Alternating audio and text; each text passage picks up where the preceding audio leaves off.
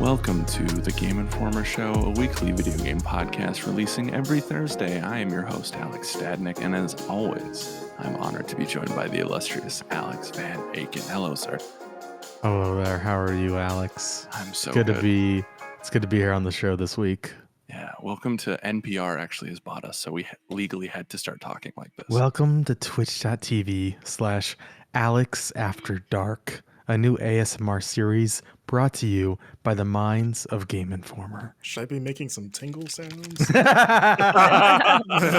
Button presses? That made me relaxed. A little uncomfortable, but definitely relaxed. I'm trying to get you into your feelings, you know what I'm saying? Like, I did start tearing up. Yourself. Yeah, exactly. That was good. I was relaxed. Thank you. Yeah. Screw the ASMR stuff. Join us each week alongside a rotated crew of GI editors and special guests from around the industry as we bring you the latest news, reviews, and big man swag your eyes and ears can handle. This week, we have I feel like the last 5 years of our life, or it feels like it, have been just game after game after game after game after game. And that all changes this week. We do have a game to talk about, but this show is going to be a little bit more news focused because the news gods, Wes LeBlanc, opened his clouds up and said, "Let there be news." Because you can hear the tickers like did it. It's the like jingle from news. yeah, the kind of funny time for some news thing. Yeah. So we're gonna be talking about Breath of the Wild. I'm pretty sure they. Yeah, I was gonna say I don't think they invented that. They invented the news jingle. Yeah, they invented the news. Yeah. But we're also gonna be talking about the PS Plus changes. Jill, spoilers, Jill is on the show. She went to GDC and she's gonna talk about it. And Alex does have a game he is playing. But first, let's introduce the crew here. Kind of spoiled it, but Jill Grote, the legend, is here. Hello, Jill. Everyone, I am here, as we introduced me twice. Yeah, exactly. Jill got the pleasure of being our reporter on the ground at GDC. Mm-hmm. We can confirm she's not the super spreader of the COVID. I'm not. Disease. I have not spread any COVID that I know of. Yes. So, how you feeling after your trip? Are you tired? You ready to go now? Yeah, it's a weird thing being energized and exhausted at the same time, but that's sort of how like these shows go. But yeah, I'm ready. I'm ready to go. I'm so excited. I'm refreshed, and I got plenty of sleep over the weekend. Hell yeah, we love to hear it. And then joining her, Marcus Stewart. You know him, you love him. I still don't have a nickname for you, and I don't know why. One of these days, I'll come up with I've never been a nickname guy. Believe it or not, I never grew up with nicknames. Oh, can we call him the Royal Stewart? That'd be cool. The Royal Stewart, the nameless. I like that. Yeah, the nameless one. Now they're all pouring in as soon as I say I've never had one. Right. Everyone's coming out the woodwork, you know? Yeah. And you can't give yourself a nickname because that's that's not okay. Yeah. Then you're the nerdy one or the lame one. Listeners, write into either podcast@gameinformer.com or the Discord or tweet at Marcus what his new nickname will be. So. Oh no! Oh yeah! All right, this will be fun. We'll do a sweepstakes of some sort. I'll send you a furry controller. It'll be my hair. Pasted on For legal controller. purposes, this is a joke. This is a joke because you don't want to go to jail over a fake sweepstakes. I've seen it happen. Oh, that's a crime. Okay. Yeah, man. I guess false advertising is bad. Probably shouldn't do it. Yeah. Oh, new nickname, Florida Man.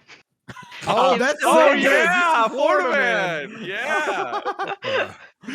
Marcus, like, why did I do? Are you okay with that, Marcus? I mean, I am a man that resides in Florida, so it's factually correct. Yes. Yeah. Okay. You know, that is an objective nickname if I've ever heard it. So, but without further ado, we got a big old news section this week, and Alex, I think you're here to kick it off, correct? Yes, I am. The first story we're going to be covering this week, written by the Newshound himself, Wes, comes from Nintendo. We're reading this from GameInformer.com, of course, GameInformer.com/news. If you want to stay up to date on all the latest gaming news, the headline reads: The Legend of Zelda Breath of the Wild sequel delayed to spring 2023.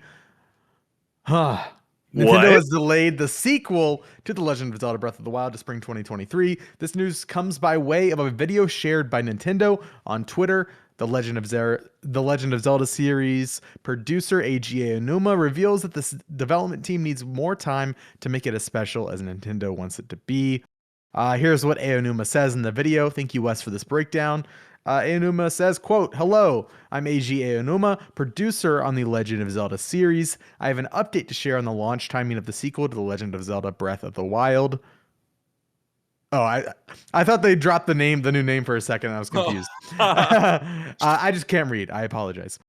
We previously announced that we were aiming for a 2022 release date for this game. However, we have decided to extend our development time a bit and change the release to spring 2023. For those of you who have been looking forward to this release this year, we apologize. As previously announced, the adventure in this sequel will take place not just on ground as in the previous game, but also in the skies above. However, the expanded world goes beyond that, and there will be even a wider variety of features you can enjoy, including new encounters and new gameplay elements. In order to make this game's experience something special, the entire development team is continuing to work diligently on this game, so please wait a while longer. That's all for today's announcement. Thank you. And yeah, that's pretty much the news right there. Breath of the Wild 2 delayed until spring 2023. How are we feeling about this? Marcus, you good? Oh, why do you ask me, Alex? Why? What's that I seem about? to recall, I have a bad memory, as we all know, but I seem to recall a certain hyper talented editor, gorgeous man, right? Mhm. Getting on a certain podcast and telling me I was crazy to think that Breath of I the never Wild said 2 that. was that. Marcus believed that this game would, or maybe wanted to believe, I won't put words into his mouth, that this game was coming I this bought year, it. right? Did you? Okay. Because what was it, last year that they pushed it to fall of this year? Yeah. Like, that was a huge delay already. Right. So it was like, oh, this must be the one, right? And keep in mind, this was also when the rumors were going around about the Switch successor or something, and that has happened. Not really a successor, but the OLED version came out. So when that was announced, you're like, oh, maybe this will be the year, because Breath of the Wild 2 will look real nice on that thing. Right. So yeah, I guess me being a positive person has bit me in the butt once again. I don't know why people say that you should be positive. It seems pessimism and cynicism is where it's at. So, Yeah. Wow. That's the We've message we want destroyed to Never say. look for hope in Whole anything, and you'll worldview. never be disappointed. don't believe anything. Y'all need to see Spider-Man No Way Home because Zendaya disproves that point. Just saying. So or some we won't get into that. Yeah. Maybe ignorance is bliss. Was that the message of the end of Spider-Man? That's what came up on the screen. The text who cut the black. Yeah. Who'd they credit that quote to, you think? Michael Scott. Why not? Yeah. I guess it's not surprising. It's a bummer, but like, we've been waiting for this game for how long now? Like, when was it first announced? 2018, 19? Yeah, something like that. Yeah. That very first trailer with them in the cave, Zelda and Link, or Yeah, it was before the pandemic. I remember that. so it may as well have been 100 years ago then. Yeah. Yeah. Right. Yeah. So yeah, I guess I don't know what much to say then other than, darn it, Alex, you prophet of doom. I will say though, the spring timing is interesting, and I can't take credit for this, but Dell Harmon, former GI intern, friend of the show, Shout out. pointed out on Twitter Shout out. that the last few mainline Zelda games have all been cross generation. Because Twilight Princess was Wii and GameCube. Yep. Breath of the Wild 1 was Wii U and Switch. Mm-hmm. I'm not saying that we'll get Switch 2 by then. It feels like that would be a thing that would have been announced by now, or at least around, or maybe, you know what? Or maybe E3. Maybe summer. Yeah. Yeah. If that was going to be anything, I know chip shortage and all that stuff is still very much happening. So I'm not saying I totally subscribe to that theory. I mean, but they did say that we're still sort of mid-life for the Switch recently, didn't they? So maybe it could be all misdirect. Who knows? Right. Yeah. And it depends because Nintendo's so weird. They could still say that and drop a new Switch and say like, no, this is still in the Switch family. We're not saying, this isn't like our next thing. This is just. But it does run it better. Yeah, because how many iterations of the 3DS did we get? And that was all still the 3DS family, right? Right. Yeah. And it including had exclusives on the new Nintendo 3DS. You weirdly All couldn't two play of them or Super whatever it Mario was. World on the old 3DSs. I was like, why? This is a game from the SNES. Anyway. Yeah, so it's just something to maybe keep in mind, if nothing else. Yeah. So I think that would be cool. And the timing works, right? Because Switch 1 and Breath of the Wild came out 5 years ago in March this year, right? yeah, March Yeah, it was- 2017. Yeah, March 5th or something. March Yeah. 6th. Mm-hmm. So I'd be curious to see about that. I know I was giving Marcus a hard time, but yeah, I had said on this show that I don't think it's coming out this year, and here it is. I do think anyone who's surprised about this hasn't paid attention to the legacy of Zelda and delays. Yeah, This is it's called The from- Legend of Or Zelda, just like actually. this year in gaming in general. Right. Steven Totilo, is that how you pronounce that? Former Kotaku writer. Yeah. Steven posted- Totillo. Totillo, thank you. Yeah, I'm bad with names. Just posted like a list of like the big main entry Zelda titles, and like almost all of them had been delayed at some point or another. And Breath of the Wild sequel announced for 2022, delayed to 2023. Breath of the Wild 1 announced for 2015, delayed to 2017. Skyward Sword announced to 2010, delayed to 2011. Twilight Princess 05 to 06. Wind Waker and Majora's Masks had no delays, and then Ocarina of Time announced 98, delayed to late 98. So you're saying it's The Legend of Delays. What? for real. So it's like there's a history here. Who on that team has ADHD, huh? Who's got time management problems over there? Am I leading this team? Yeah, dude, it'll be out in a month. Yeah. Dude, we totally got it. Don't worry. That video, I'll be there in that 10 video will minutes. be out. Yeah. I mean, I think one of the biggest hints that it may not have been coming this year is like we still don't know what this game's name is. Yeah. Like, typically, if a game's coming out in this year, you know what it's going to be called. So the Typically. fact that we're calling it the sequel to the Breath of the Wild is a big red flag. I hope they just stick with that because that's just what people know it as. It'll give it like a weird sort of like Prince in the 90s title, the sequel to The Legend of Zelda Breath of the Wild. Or maybe they just ditch the title and just put a Triforce in the box. It's just a symbol. Yeah, I like that. Retail workers' head would blow up, but Yeah. I selfishly we'll talk about what this means for the rest of the year and game of the year later, but it does. I am happy that I don't have to pit Breath of the Wild, my favorite game of all time. Elden Ring, definitely going on that list somewhere. Very happy I don't have to. What's the phrase? Relieved? Kill my darlings. Oh yeah. And pick between them for game of the year because Like it's already going to be tough Sophie's enough. Choice thing. Sophie's, yeah, it's already going To to be get tough dark. enough. Yeah. Yeah. Joe, what do you think about this? Yeah, I'm not for basically anything coming out this year or anytime hereabouts, I'm not going to be terribly surprised if it gets delayed. Obviously, like the pandemic has thrown a lot of things off kilter, and yeah, I'm not surprised, but Marcus said it earlier, not surprised, but definitely sad because I Mhm. did want to play that this year, but hopefully it comes out better for it in the end, and it's a great game. So I did see we did get in the delay announcement, we did get like 2 frames of new footage, which wouldn't be that interesting, but they actually showed some interesting stuff. So one of them was the Master Sword, right? Yeah. But it had been degraded. It had been like broken down. It was like Um, acid had eaten away at the blade. or Yeah. Right. something. Yeah, like somebody Yeah. chewed on it. Yeah, it looked gross. my dog ate my master sword. That's Yeah. the opening line for Link, his first spoken sentence. Can we also Darn just it. say how freaking cool Link looks? Like all tattooed up and Yeah. Yeah, he's a got, like, baddie. I'm just saying. You think it's Well- gonna be like a shirtless scene with him, or he's just got like a full like Yakuza back thing? or he's in a bathtub with his like the camera between his legs. Yeah. Oh yeah, they should I do like that. idea. Yeah. Yeah. But another thing about Link's appearance, though, in one of the new clips was you can see very clearly his arm, his left arm or right arm or whichever, is the same arm as, or it looks very similar to that first trailer where then in the cave, and it's that kind of shot.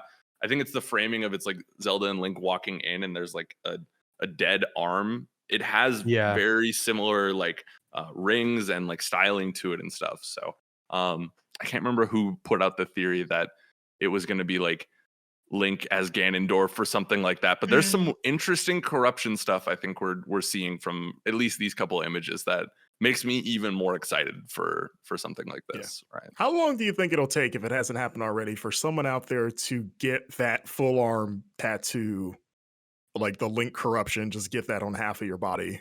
You think Alex, isn't that someone's what you already did? looking into it right now? Yeah, I'm looking at He's Man. working on the sleeve. Man, what if I got the corrupted Link blade?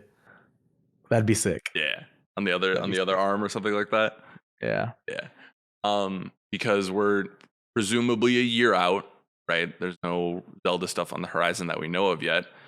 You give any hope to seeing maybe some of those Wii U ports make their way to Switch now, because we know we have a year maybe plus? No, I don't think they have time, unless it was already planned, of course. But I don't think this changes their release pipeline. Besides just, hey, this one's like, I don't think they're gonna be adding. Oh, well, we have to fill space. I think it's just, hey, you got to look forward to it. You know. I think if it were any other company, I might think that, being like, oh, they'll want to like give some, fans something to kind of be excited about. But like, this is Nintendo, and they make weird decisions, and so I'm not putting any sort of faith in that, and I'm not having my heart broken again. Right. Yeah, I'm not. Yeah, I kind of piggyback on Jill a little bit, but in the sense that Nintendo, out of the three main console manufacturers like Sony and Microsoft, I think they're the best at completely surprising people. And like, they've done it so many times where they're like, hey, here's this big new thing we're doing that you had no idea about. Also, it comes out later this year. Like, they did it with Metroid Dread. Right. And Samus Returns before. They did it with that Paper Mario game. Like, it would be cool, but it honestly would not surprise me if around summertime they're like, yeah, Wind Waker HD, it's on Switch. Look for it this fall. Surprise. Today or something like that. Yeah, like they've done like that so many times. Because we got Skyward Sword HD last year in July. But that was announced with that was announced around this time last year, I feel like, because it was the Zelda anniversary that I think they did not do a great job celebrating. But there are other big titles this year. Switch Sports in April. Mario Strikers Battle League, shout out to VA, in June, I believe, either June or July. Splatoon 3. Yeah, they have a big year. Pokemon Scarlet and Violet, and then Bayo 3. And then where's the other one? Mario Rabbids Sparks of Hope. Potentially, we haven't heard about that in a long time. And then was it Xenoblade 3? Yeah, they have a stacked year. Yeah. Which they had coming into. So it's not, the biggest loss in terms of like, oh, there's nothing to play on Switch now. Right. So I don't think the delay hurts them that badly. It's just wild thinking now that you said that. I would have never called in a million years the possibility that Bayonetta 3 comes out before Breath of the Wild 2. Yeah. Right. Yeah. Well, we can't bet on that quite yet, because we still only have 2022 for Bayo 3. So yeah, it's true. But just on paper, it's like, because we saw so much more of or at least compared to the nothing we saw of Bayonetta right for the longest time. So it's like, man, am I going to be done with Bayonetta 3 before I even play Breath of the Wild 2? Who would have thought? For sure. True or false statement I'm about to make. We will learn the title of Legend of Zelda Breath of the Wild 2 at the equivalent E3 showcase this year, the big summer one. I don't know anymore. False. False? We've said that every summer since they announced. I don't think they're gonna. I think they're gonna like have some sort of weird, like very quick event or a blog post, and then weirdly say nothing else. Yeah, it's going to be what they did for this. It's going to be a sudden tweet with Inuma standing there and being like, oh, by the way, we decided on the name of this. Here's the logo. All right, see ya. Dubs. Yeah. Okay, Alex, what do you think? I'm just to go against the grain here. I'm gonna say true. I think it's a big stage. We're gonna hear something. We're at least gonna get a name. I'm with you. I think that's one of the I think that's the And the stay last tuned for thing. further updates later in the year. Right. I think that's the last thing before the one last thing this year at the E3 showcase, right? Is they Yeah. do they finally show like true gameplay, right? They set the stage and they're like, oh, by the way, Legend of Zelda Breath of the Wild, Link's like mutation coming April 2023, Link's right? mutation. Link's Yeah. mutation. Yeah. That'd be a wild name. Yeah, right. That would be amazing. Yeah, because I think I also wonder too. Never mind. We won't get into E3 predictions, right? But I don't know though. If they're gonna do that, their one last thing, do they do it in like January or something what do you of mean? next year for like Like their the one release last date? push? Yeah. You mean like when they announced the title? I don't know. I'm getting too deep in the weeds. Let's move on. Yeah. So sad, but also not surprised. It sounds like for Breath of the Wild delay, and honestly, with how this year has started, I'm not necessarily sad. I'm okay, like, waiting a Me little too. longer for that game. I'm gonna be honest, I'm burning out on open world games again because Elden Ring is at the point of I'm at that point of the game in Elden Ring where it's starting to kick my butt on like a nightly basis. So I'm ready to play something a little bit more linear. But yeah. Yeah. Alex, we got some PS Plus news. Do you want to break it down? We do. This also comes from Wes didn't make this decision, right? But he wrote the story about it.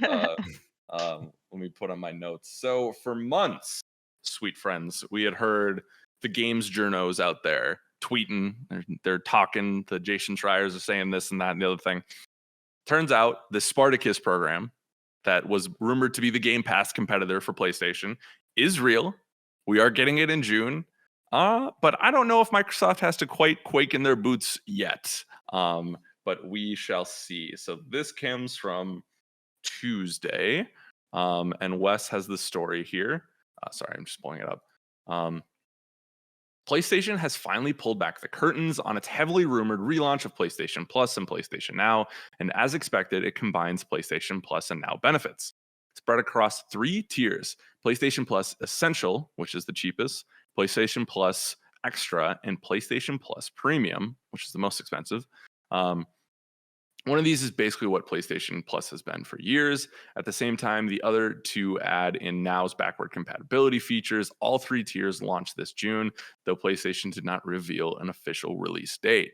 That also feels like a good E3 showcase thing. So Wes has done me the kindness of not scrambling for this. He has laid out the different tiers here. It'll be a little dry here, I promise, but maybe I'll do some different inflection and spice this up. But You should make your voice higher for every tier. Do the cowboy voice. Do the cowboy voice, you say? All right, I'm gonna read this in a cowboy voice. You ready? I think that's what cowboys sound like. Maybe I'll do the first one. It's the cheapest. So PlayStation Plus Essentials. That's right. The benefits for this here tier is provides the same benefits that PlayStation Plus members are getting today, such as... You're actually doing pretty good with that accent. Thank you kindly. 2 monthly downloadable games, and I love my downloadable games, let me tell you what. Exclusive discounts, cloud storage for saved games, and online multiplayer access. Can't beat it. Yeah. Gosh darn. Giddy up. Wait, but brother, don't we get 3 monthly downloadable games on PS Plus right now? Oh, that's true. I don't know if there's Are an error. Are they getting stingy with it? They took my game. They best not be. Let me tell you what. The prices for the PlayStation Plus Essential, the PSP as I like to call it, remains the same as the current price. At the US, it is $9.99, $24.99 quarterly, or $59.99 yearly. Y'all European folks, you got it at that euro price, the $8.99. We don't got to go through every price, brother. You don't want to hear about the yen cost of it? No? Okay. Or the euro or the dollar, honestly. It's comparable, let's say. Yeah. They broke it down for 4 different regions. Go to the news story in the show notes if you want to. Hey, GI Show is worldwide, baby. We're a globalist population here. PlayStation Plus Extra, here's where the benefits get a little interesting. Also, if you're offended by my accents, apologize. I'll draft my Apparently, this is the angriest. I'm from the South. You're good. We're good. True. Okay. Apparently, this is the angriest tier, by the way. People are maddest about this? Yeah. Oh, it's PlayStation Plus Extra. I see. Oh, gotcha. Yeah. It's a joke. Yeah. Yeah, it was a good one. It was good. Let's see. PlayStation Plus Extra provides all the benefits of the Essentials tier, adds a catalog of up to 400 of the most enjoyable PS4 and 5 games. How do we know they're the most enjoyable? Did they have like an intern? Also, there's an rate them? asterisk on Do you remember 500. when Yeah. you had to send in pictures of your ear? What? No, what was the this? the Mark For Cerny Mark headphones Cerny. thing. That's right. Yeah. That's right. It was a deep cut. I apologize. No, you're good. So this includes blockbuster hits from PlayStation Studios catalog and third-party partners. Games in the extra tier are downloadable for play. So this is kind of a better version of PS Now, right? Because it's downloadable, but Yeah. not Which, all the to games. be fair, are downloadable. PS Now has offered downloadable games for a few years now. Have they? Yeah. Really? Okay. Like there They- was a they big started- thing about it. Yeah. Yeah, they started doing it at least like 2 or 3 years ago, so that's not like a new thing. Okay. So that sounds pretty similar. And then the US price for that, $15 a month, monthly, 40 quarterly, 100 yearly. So, that price starts to go up a little bit. 1,300 yen, 3,600 yen quarterly, 8,600 yen yearly. This is why I love this man. He gives you the important information. I'm Yeah. all bluster. He's facts. Yeah, it's a lot more yen than I have. Yeah, correct. Same, man. Yeah. You know what? I Um, have a lot of yen actually. Oh, do you? Now you can Yeah. spend it on PS Just Plus. There sitting you on go. like I'm a- all ready. She was waiting for this moment. Yeah. Yeah. Finally, we come to the Premier Club. This is where it's like, Give us your swankies. Yeah, this tier is Mhm. behind a velvet rope. oh, you want like upper crust? Swanky. Okay. Yes, the premium tier. The plebeians are not allowed in this tier. The benefits provide all benefits from the essential and extra tiers. We already had those. We didn't need them. Adds up to 340 additional games that you can't afford otherwise, including PlayStation 3 games available only via the cloud, where our utopian city resides as well, so it makes sense. A catalog of beloved classic games available in both streaming and download options from the original PlayStation, PlayStation 2, and PSP generations. Plebeians can't play PSP games. Offers cloud streaming access for original PlayStation, PS2, PSP, Nah, PS4. you gotta commit, man. Okay, I was When starting to lose it. the number one rule in acting class, Yeah. commit. Commit. Mhm. Yeah, I Commit. apologize. I also spit on my Till screen. till the curtain sets. You're in character, my guy. am talking, sire. Matt, I don't know. Customers can stream games using PS4 and PS5 consoles and PC. Ooh. Personal computing. Time. This is the best because I don't know. Time limited game trials will also be offered in this tier, so customers can try and select games before they buy. That's the beauty of being rich. They give us things for free. Well, brother, you're paying for them. It's not free. So basically, the first tier is just PS Plus as it is now. Yeah. The extra tier gives you 400 extra games, but they're only PS4, PS5. Some of which you can just download or stream, or let's like Yeah. download. And Mhm. then the big tier, the last tier, throws in another 340 games from PS3, which you can only stream. And then you get PS1, PS2, and PSP games that can be either streamed or Or downloaded, downloaded. Yep. as well as game trials. And that's it. Yep. That sounds Okay. about right. And that is for 18 a month, 50 a quarter, or 120 a year. Another note here before we break this down a little bit more is there is another option because apparently PS Now isn't offered in every area yet, right? So Yeah, it's I like, don't think it's in Australia. I think I've heard that. Like it's Oh, never come. interesting. I think it's never come there. is that like a licensing thing? I have no idea. And correct me No, if it's I'm wrong. just afraid of snakes. Yeah, I just remember seeing some angry tweets from Australian players being like, "We didn't even get regular now." Yeah. Yeah. Interesting. But yeah, so this is for markets. So for markets without cloud streaming, PlayStation Plus Deluxe will be offered at a lower price compared to Premium and includes a catalog of beloved classic games from original PlayStation, PS2, PSP generations to download and play, along with time limited game trial benefits from Essential and extra tiers are also included. Local pricing will vary by market. So we don't know exactly what that looks like, right? Because I think we're all in markets where this is accessible to us. So Yeah. I will turn this over to you because I know the listeners are tired of hearing from me right now. What is this?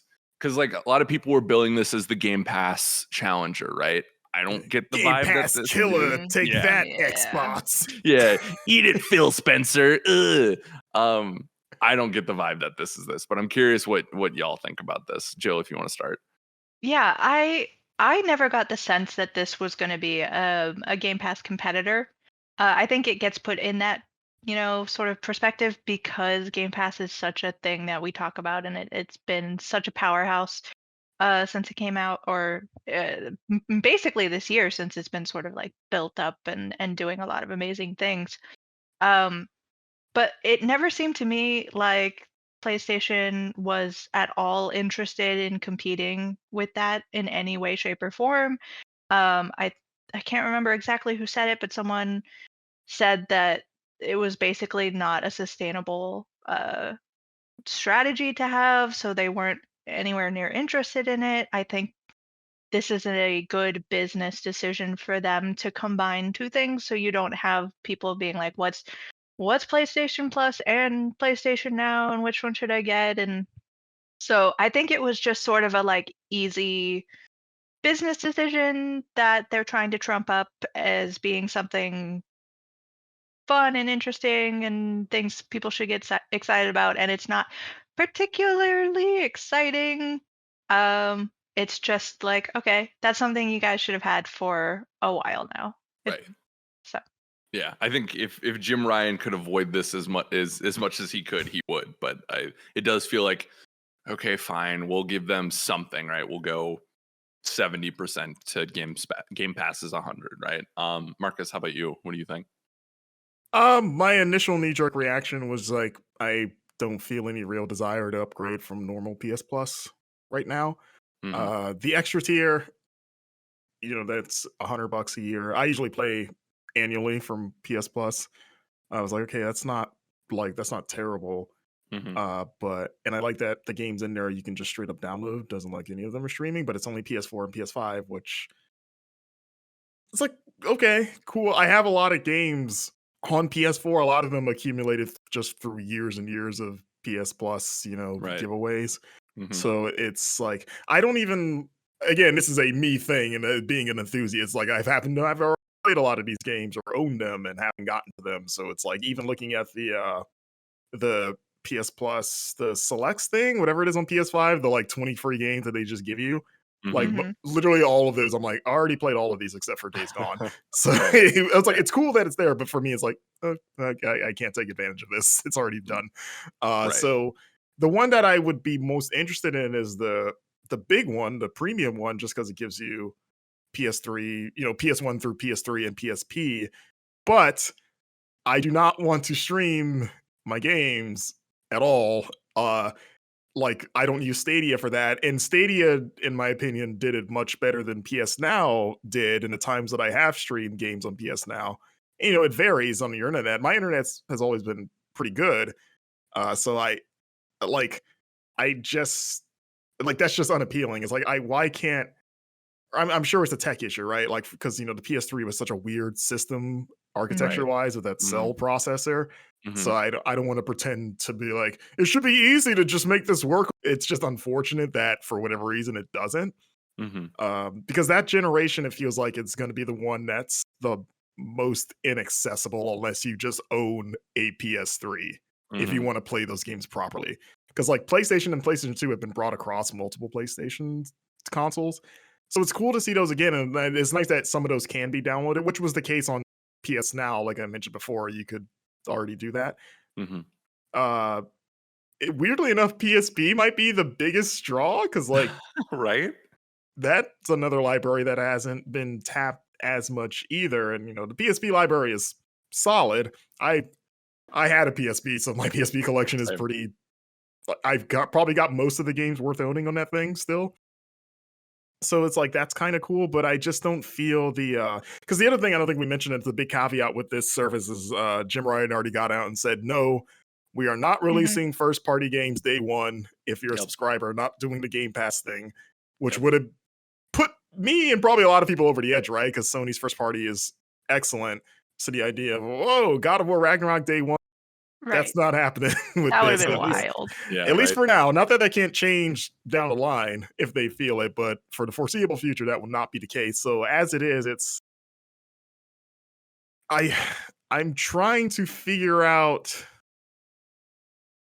especially because the really old stuff is locked at the highest tier. hmm I'm trying to figure out who this is for exactly, because it's like if you really want to play those old games, a lot of people have been saying they want to do. Got to give them money to do it, which I guess is smart on their part. They put the hmm biggest carrot at the highest mountain, but But yeah, I don't think it's enough. What is it? 120 a year, 18 yeah, bucks monthly, it's double of what PlayStation Plus is now, which that's a double high. to Yeah, to stream PS3 games and then having a selection of games that you don't know. You're kind of rolling the dice. Like I don't know if I can stream Devil May Cry 3. You Right. know, I hope I can play it or just Yeah. download it. So Mm. yeah, I'm a little lukewarm on it overall. I don't think it's like awful or anything, but it's Mm-mm. not like game changer, you know. Right. Mhm. I And still I'm think again, because you can't not directly compare it to Game Pass, I still think Game Pass is the better deal overall. yeah, I do think I appreciate Sony's resolve of like, because it feels like, how do I want to say this? Game Pass is pushing us into a model, right, where it is Netflix streaming, where I feel like Sony is a little bit more, whether they're talking about it or not, a little bit more focused on ownership, right? Owning Mhm. your games, like whether it's digitally or physically and stuff. And as an old fogey in that way, I'd like that, you know. But definitely in a business sense, especially with Xbox talking about how successful Game Pass has been for them, I don't know how that stacks. And also, I'm looking at like the PSP titles, right? If you're wanting me to double my financial contributions, right? Like I had a PSP, you know, God of War Change of Olympus, dope game, right? Crisis Core, cool game, right? But like, is that worth $120 a year? You know, I don't know yet. I don't know. Especially assuming how they port those. Because remember, the PSP only had one analog stick. Yep, and that's the Like, thing. how do they play on a regular controller? Yeah, You know? I am morbidly curious to find that out. I would imagine those games don't hold up as well as in our mind's eye right now. Yeah, and then some of those games have already, like something like Luminous, which has already been remastered, and you can play just a better version of some of those games. Right, or already. like Birth by Sleep for Kingdom Hearts, right? You Yeah. can play that right now in a nice way. Like I'm looking at this list here too, like Gran Turismo, Grand Theft Auto, Liberty City Stories, Loco Roco, I think is playable elsewhere, right? Loco Roco 2, maybe not. Yeah. And you mentioned the Netflix thing. I don't think they've said whether or not games will rotate in and out of this, right? The Right. way it does Game Pass. So they haven't, but I also thought I saw today that like Persona 5 was shifting out of the selects group. Yeah, it is. So But that's like technically a separate thing, right? Like those games are like they're because it's only available to PS5 players, that like selects thing. Okay. So I don't So really know maybe. if that counts here, but Okay. Right. yeah, I think that's where. No, go, Joe. Oh, sorry. I think really this does just boil down to sort of the conversations we had when the consoles came out originally last year, 2 years ago. Who knows what time? Time doesn't make any exist. sense anymore. No. Where Sony and PlayStation are sticking very traditional, very business as normal for them, and Microsoft and Xbox maybe feeling like they were behind a little bit for the last generation are changing things up and making it a like we don't even care if you buy the Xbox, just buy the subscription thing. We're gonna be everywhere. Yeah. So they're trying all kinds of new wild things, and that is more exciting to talk about. I would be really interested to see how the strategy is working for both companies. Because while we are all very much excited about Game Pass and talking about Game Pass, and things come to Game Pass and you're excited about it, gives you reason to talk more about it. We don't necessarily know it's doing well, right? Right. Like we don't know what those numbers are. We don't know if Sony and PlayStation are like validated in sticking to this very traditional, like, we want you to pay for things, and we're not, we're not Yeah. doing first party, first day release things. So Yeah. we'd have to see kind of how that all shakes out. Yeah. But this is not a very exciting thing, unlike, oh my gosh, Halo is coming to Game Pass and you can pick it up. And like, that's a very exciting thing to say. And I think that PlayStation's kind of aware of that because this was not, I don't think this was meant to be like a huge announcement. This wasn't like, this is our E3, this is what Mhm. we're revealing, Yeah. Definitely. What do you guys think of because the go off what you just said, Joe? I think what we do know about maybe why they're not offering games day one, because Jim Ryan did that put out that explanation saying they want to stick to and I have no idea what this means. I would love to know if you guys do a virtuous like release cycle for his for the first party games, or like that's how he like described them. Virtuous. I don't think That's a very virtue odd exists in descriptor. capitalism. Yeah, he said that Yeah. if we were to offer them day one, they would break the company's virtuous release cycle, which I still have no idea what that means. I mean, I But do think for as great of as great of a deal Game Pass is, right? It inherently devalues games in a way that we haven't really seen. In that people are not going to want to pay $60 anymore. Like most people are just going to pay the subscription fee to have access to Halo Infinite multiplayer or go back yeah, and play the because it just Bethesda makes games, right? more financial sense, especially if you're Yeah. not already so like I'm subscribed for 1 month, play the game, then Yeah, uh, exactly. Right. It does also, I mean, I think the word virtuous is ridiculous, but Mhm. there is something about, I think Alex, you were saying earlier, like owning your own content and knowing that that exists and that you won't have that taken away. Whereas, like, if I have a game on Game Pass, I might not have that in 5 years or Right. 1 year or whatever. Mhm. So I do own the stuff that I buy from uh, Right. PlayStation this way. Mhm. So I Yeah. mean, not necessarily if you're just playing it on like streaming and whatever, but Right. But yeah, no. So there's, I think I see where they're coming from, right? But I don't know if the language is quite there. So Alex, yeah. you've been kind of quiet on this. Do you have any thoughts? Overall, like, I don't know. I've been kind of like uninterested in a lot of the PlayStation Plus offerings. I feel like at this point, I just keep a subscription for the Mhm. occasional free game that's worth it. Um, and then like playing multiplayer games. But honestly, like, I've considered canceling a good amount of times. Like, I'm not sure if it's the same one. I need to look into whether or not I can play.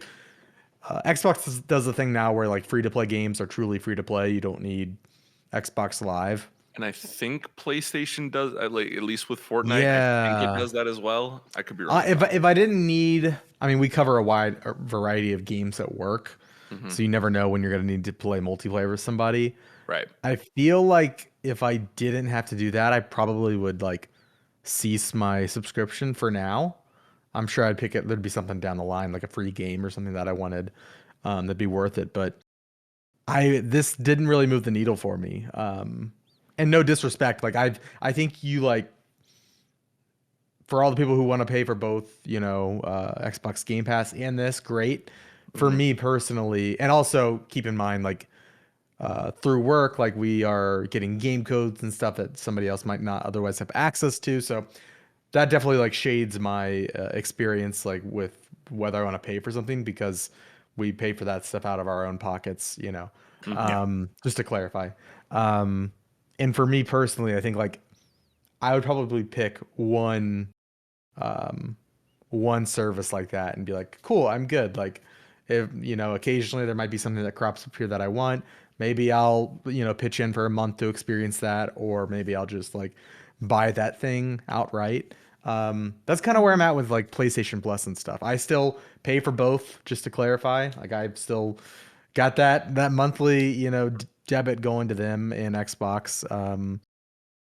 But I have certainly considered canceling if my job didn't rely on it. And That's kind of where I'm at. And the allure of the new access to those older games that doesn't do anything for the higher tiers. It does. I just know myself, and if I was a different kind of player, it would be very alluring. But I hardly ever go back. Right. It's unfortunate. Like, but there are certain games like Herc's Adventures, which are wildly expensive. Like physical copies are ridiculously expensive, and previously you had to have a PS3, a certain PS3 to like one of the a specific version of the PS3 to play that, I believe. Yeah, and like copies of the game go for $130. I think I've seen it for like, I think at one point I saw it for like $180. Like there's a few years ago I was trying to find a copy and it was never even heard of this game. It was wildly expensive. It's an old co-op game that is a satirical take on like ancient Greece, and you are playing as Hercules and like a few of his companions, and it's a comedic game. It was an old LucasArts game, I believe, and have good memories associated with it. It's a fun game, and I've been looking for a copy, but yeah, it's wildly expensive. So if a service like this like offered that, then I would, that's one of those games I'm like, okay, it's cheaper if I want to play that. It's cheaper to buy this for a year than it is to get one copy of that game. But yeah, I depending on the offerings, because they don't have the list out right now. There's hardly, and a lot of like the 400 like additional titles for the middle tier and the 300 for the top tier. They both had asterisks next to it, and I didn't read like what that meant. But anytime there's asterisks, there's more details, and it's not just like not everything is what it seems. Right. In that They regard, did say it was their most enjoyable, Alex. Yeah, that's true. Yeah, that's So true. you don't have to worry about that part. But like so many of my favorite games have been re-released or are on PC, or it just honestly comes down to that library. But as of right now, I'll probably pass, but I totally understand why I'm definitely not hating on it. I understand why people would want it, but it's just not for me. Yeah, I don't hope we're not coming off as like overly negative. I feel like people are like, "Oh, Xbox fanboy," and it's like, no, definitely not. I own all the consoles. I have no right to either one. And that's the benefit to our job too, is like I think most of us here own most of the consoles, so that the choice for us is a little different, because it is a choice between the subscription service for one versus subscription service for the other. But if you are someone who just has one console, and this is finally like bringing together both sides of those coins, so you don't have to figure out all of the different, like, what's PS Plus doing, what's PS Now doing, this could be a really cool thing. So now if they started offering like, hey, this game, like kind of what Game Pass does, hey, this game's coming out and day one it's available on PS Plus, then that would change things. But right now this seems more like a vault than not. Am I correct in that interpretation? I think so, and which is good. It is. There's a place for that. I'm going to say this is objectively good with an asterisk, right? To let people play old games, right? Curation in this industry is a nightmare compared to like movies and books and stuff like that. So the more access people have to games like this, the better, right? We can debate the cost and that kind of stuff. And if you're like me, right, I only owned a PSP when I was growing up. I didn't own any of the PlayStation consoles. My first console was a PS4. If you're like me and you got a PS5 because that's like the hotness out, right? This could be a cool history lesson for you to experience some of those games. But I feel like in the era where everyone has a list of streaming services as long as their arm, it's hard to convince me to spend $120 on that. But we'll see. The way I look at it is, if I could only have, I think you mentioned it, Alex, before, like if I could only have one or the other, then it would be Game Pass. Yeah. And that kind of sums it up for me for now. We'll see how but I'm really curious to see what it looks like when it launches. Right. Yeah. Sony has other opportunities too. So sorry, go ahead. I'm curious too about the future of the that benefit that's sort of like early demos or something like that for that highest tier. Like that could end up being like, okay, it's a demo, whatever. But that could end up being really cool, especially maybe in the indie space, where you get to play things Right. ahead of time maybe Mhm. and see what's going on and get to be excited about that. So that could be its own little like virtual E3 situation where you're getting hands-on on cool new exclusive things. Yeah, and if it's like EA Play where you could like play 10 hours of a game of like a Mhm. big game, like Right. or like some percentage of that game, that could be Mhm. cool. And it's like, oh well, I really want to play this game everybody's talking about. I don't have money this paycheck, but hey, I could play the first 5-10 hours on this demo, and then maybe they'll. I don't know if they're gonna do that. Right. Right. It almost That, feels that fit at EA because EA was very much multiplayer titles for the Yeah. most part. It's really easy to like sink in 10 hours and then they got you on the hook. Whereas that's not necessarily the same for like a story game where like could they beat the game if they rushed it in 10 hours? You know, I'm just throwing out numbers, like ignore me. But Yeah, I was gonna interesting. say like what it almost makes it maybe a little weird that the trials are behind the most expensive tier. It almost Right. if they're gonna continue charging $70 for the first party stuff, would it behoove them to have people be able to play them or as many people be able to play them to get them in the door to justify? Because a lot of people are still not over that price hike and probably won't be for a while. Right. So just like, hey, yeah, God of War $70, we know, but like free trial, like for the basic PlayStation Plus, which everyone has now at the moment, or most people, most of their user base has, and you know, you play the first level or an hour or whatever it is, and like, yeah, here's $70, that was fun. It Mhm. seems weird that that's such like demos have always been such an important and useful tool to get people to buy your stuff that now that I'm thinking about it, it's a little weird that it's behind And the top Mhm. tier. $120. Right. Well, now I'm wondering too, not to play not devil's advocate or a cynic, right? But it's like, we got Resident Evil Village demo, right? That was just PlayStation, right? That was free to, I think, free to anyone, maybe to PS Plus subscribers. I can't remember which. Yeah. We got a bunch of Stranger of Paradise demos, right? Do those now not exist for Oh, PS I, Plus people? I guess that's like a third party thing, right? If they want to do that or not, since Right. those weren't first party Right. games. Yeah, because on the one hand, it's like that makes that more desirable at that tier, but also on the other hand, it's like, no, I got to play these experiences like for much cheaper last year. Like, why are you raising the Right. the bar to entry here on that now? So I'm curious to see what they end up doing with that. Though I think, yeah, it's not fair to speculate because we don't know a ton right now. Yeah. So Do you think it's possible in a similar front that third parties do what some of them do for Xbox of launching games day one through this service? Because that's another draw for Xbox is that a lot of times it's not even just their first party stuff. It'll be like indies or other third party games. They're like, yeah, it's launching day one on Game Pass. Like it feels like almost every game has that now. And even though Sony has already said we're not doing that with our first party stuff, I don't know if could there be a system where someone or maybe a developer that's like, well, we're already doing that on Game Pass. Do we do the Uh, same through this or? I don't think they're going to, just because I think they're going for a totally different strategy business wise. And I think that sort of business puts them very much in comparison to Game Pass. And I don't think they want to be in comparison to Game Pass. So, mm-mm. Okay, you think this Yeah. is, I guess, like what Alex said, it's just more of a vault, not necessarily here's the new hotness, yeah. whether Yeah. it's our stuff or a smaller third party studio. Yeah. It also feels like almost, I think hypocritical is too negative of a connotation, but like it's like the bad manager at your retail store that you work with. It's like he's like, yeah, no, you can go release that, right? You can go put that out there, but I'm not gonna do that. You can go do it.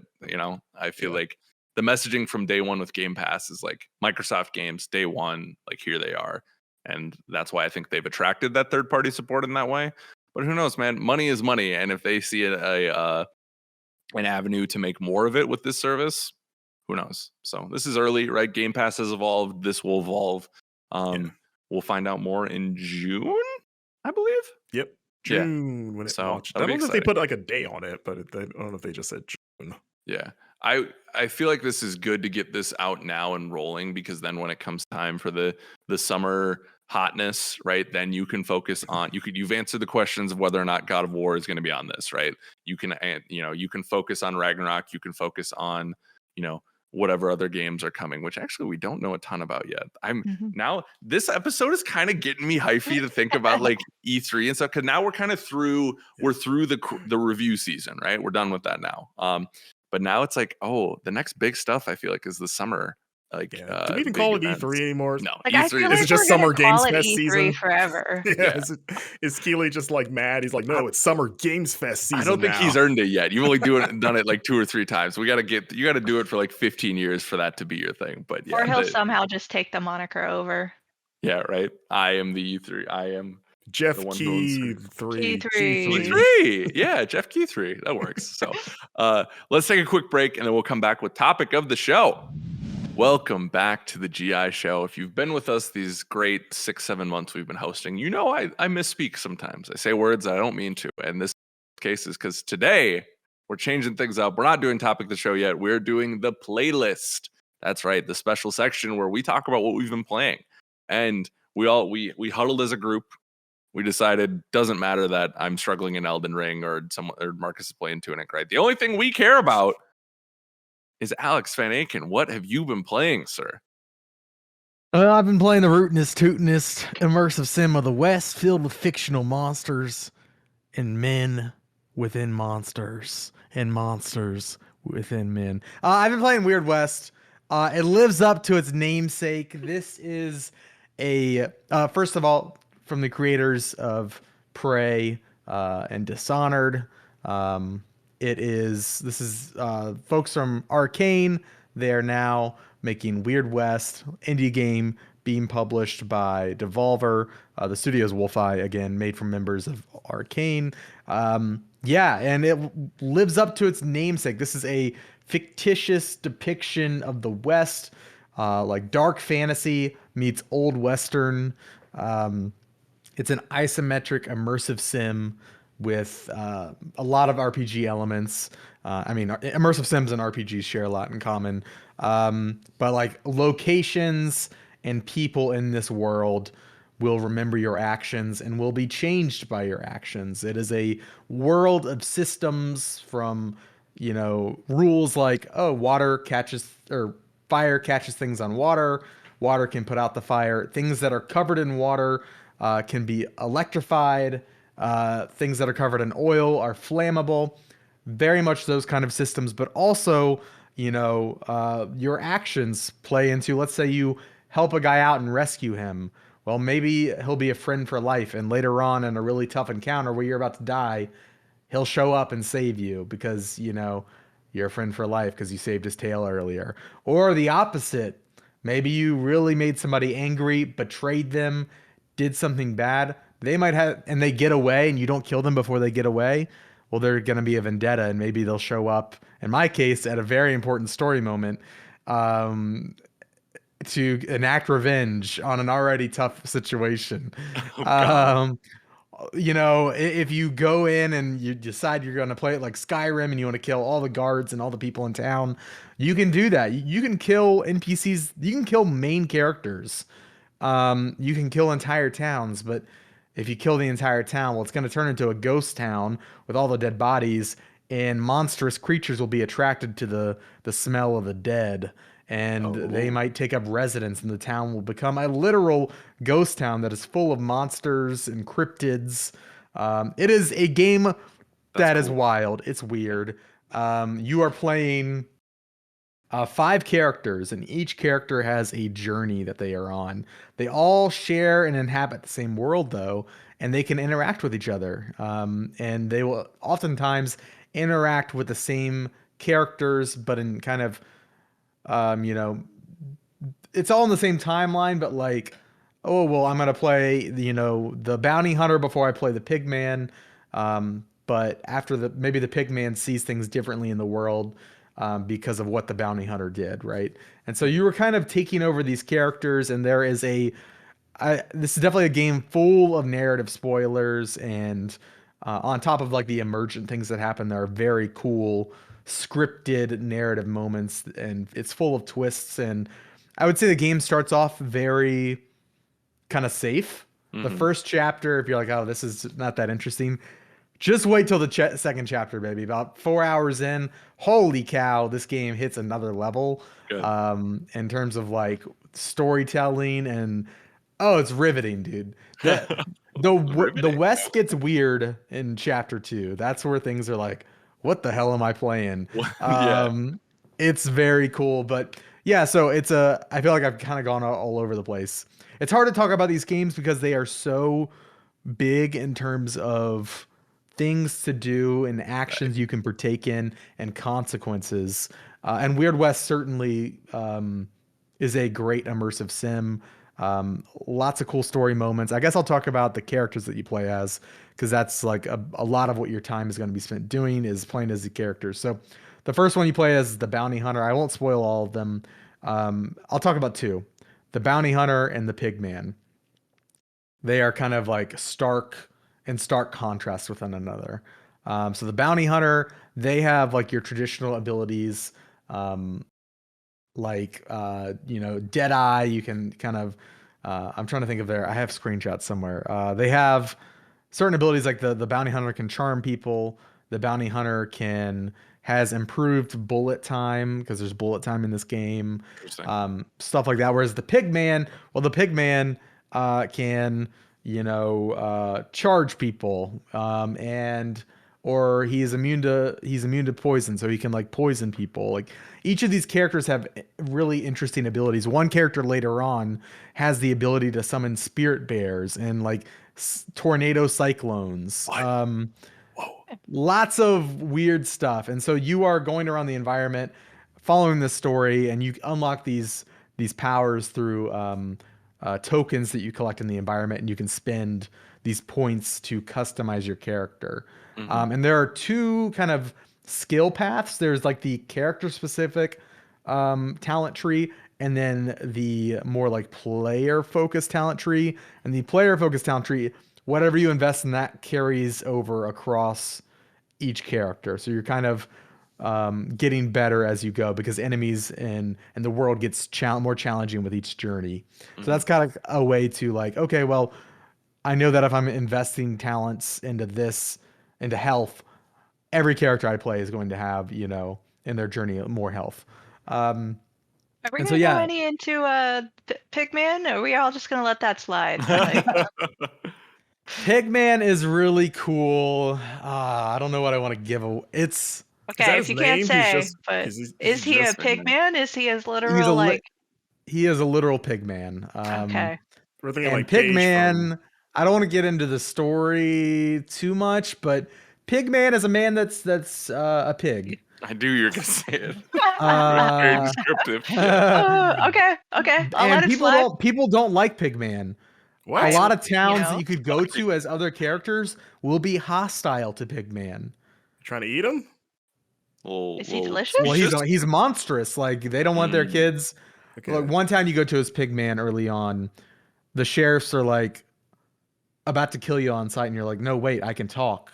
Oink oink. Is it I'm a a pig Frankenstein's man. monster situation where Frankenstein's the monster, not the monster is the monster, or No, is he? Pigman is the Pigman. Okay. So this The isn't man this is the isn't pig. The pig is the man. They are one. okay, They this are. isn't a cute. Um, This isn't like a cute porky pig. This is like a grotesque. like scary It's looking grotesque. pig. It's an abomination. Yeah. He deserves to die. I will say he was not always a pig man. I will say that. Ooh, okay. Okay. Um, I don't mean to cut you off, but I have not engaged with the game. What is the moment to moment gameplay actually like? You said immersive sim, but like what is it is a what happens? top-down isometric action game.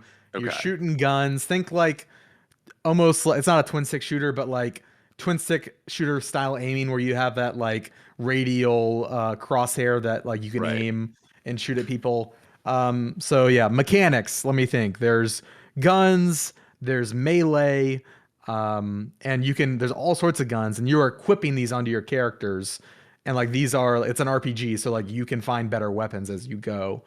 You can upgrade things. And so like there's shotguns, there are pistols, there are rifles that you can unlock silencers for, or silenced abilities for. There's bow and arrows, there's meat cleavers, there's a lot of weapons in this game. And Right. yeah, you are killing stuff.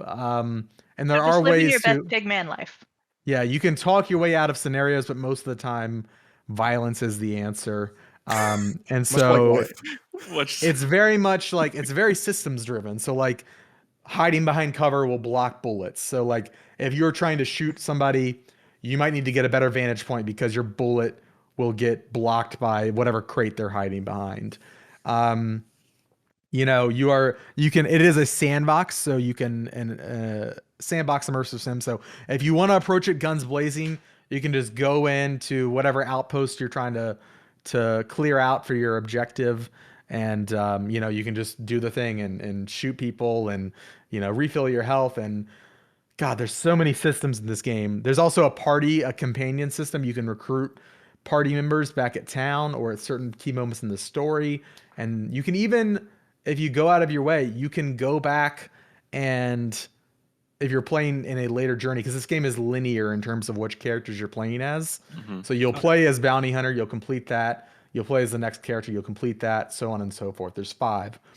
But if you're playing as the 4th character, you can go back and recruit any of the other previous characters you played as, and they will retain all of the abilities that you unlocked on them. Oh, cool. And all of the equipment. So let's say, oh man, I picked up this key I need.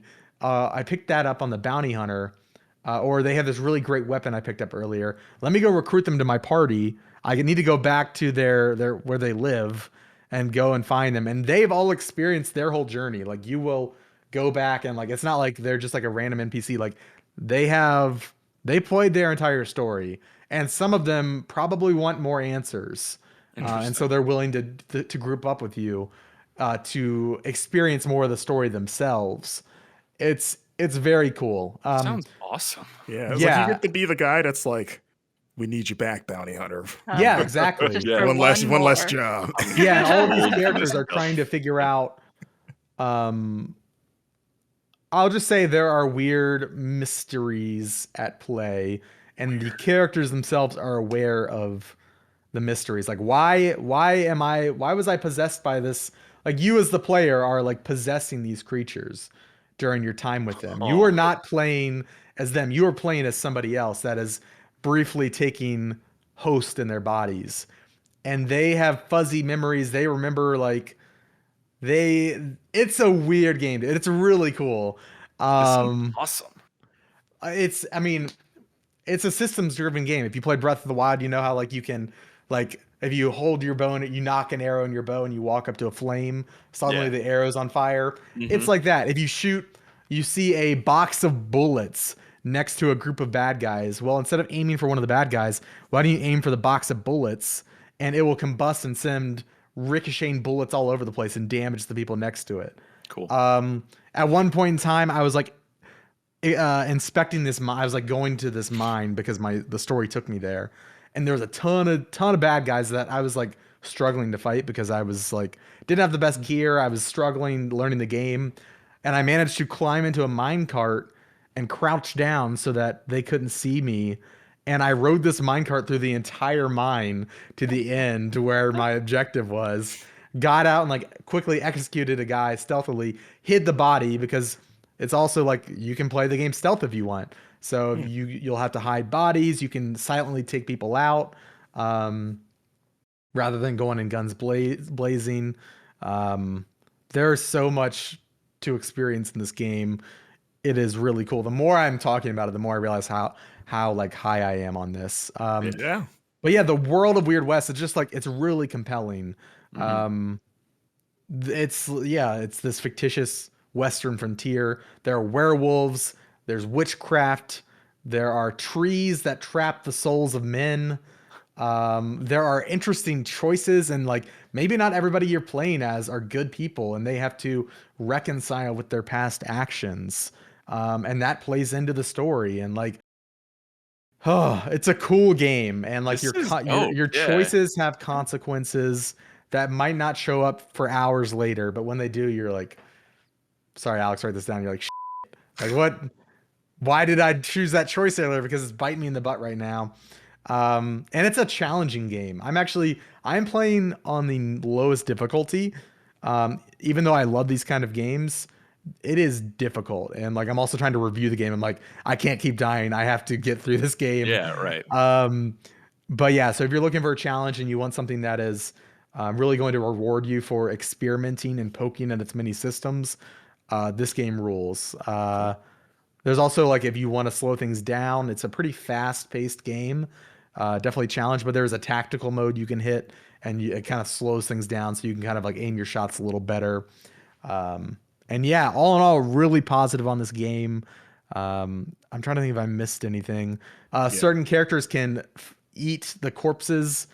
Like Pigman can eat corpses to heal himself after he kills people, whereas the human characters can't. Maybe they'll have to kill a person, wait for the vultures. Another system, the vultures will appear and start feasting on the remains of the corpses. Then they can shoot the vultures and get the meat and go to a cooking station and cook the food to heal themselves. Like there's so much stuff in this game. There's also a reputation system where like My head is spinning. Good lord.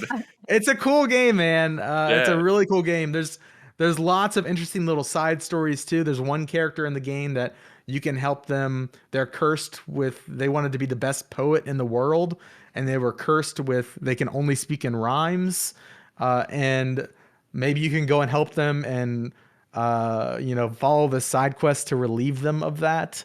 Um, there's certain quests where you're chasing after lost treasure, and the literal spirit of greed is possessing people and turning them into zombies that only want to chase after gold.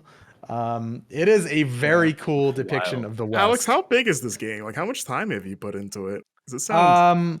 You can huge. beat the main game in about 15 hours, but they say when they send the code over, they're like 25 hours is like the if you want to see a lot of this world. That's Yeah, what so you it's can like how expect. much time is like a playthrough of a character? Yeah, 15 of a character. The first one by far is the longest at about 4 or 5 hours, and then they all start to be like 2 to 3 after that. If you're Okay. just like mainlining the story. Okay. Um, And but did they yeah. make it clear like it reminds me a little bit of like a near situation of like, no, you gotta replay all these, you gotta play these other characters to get the full story. You're not done after you finish like the bounty Like they are hunter. quite literally like the stories are like take place in different regions of the overworld. And so you Okay.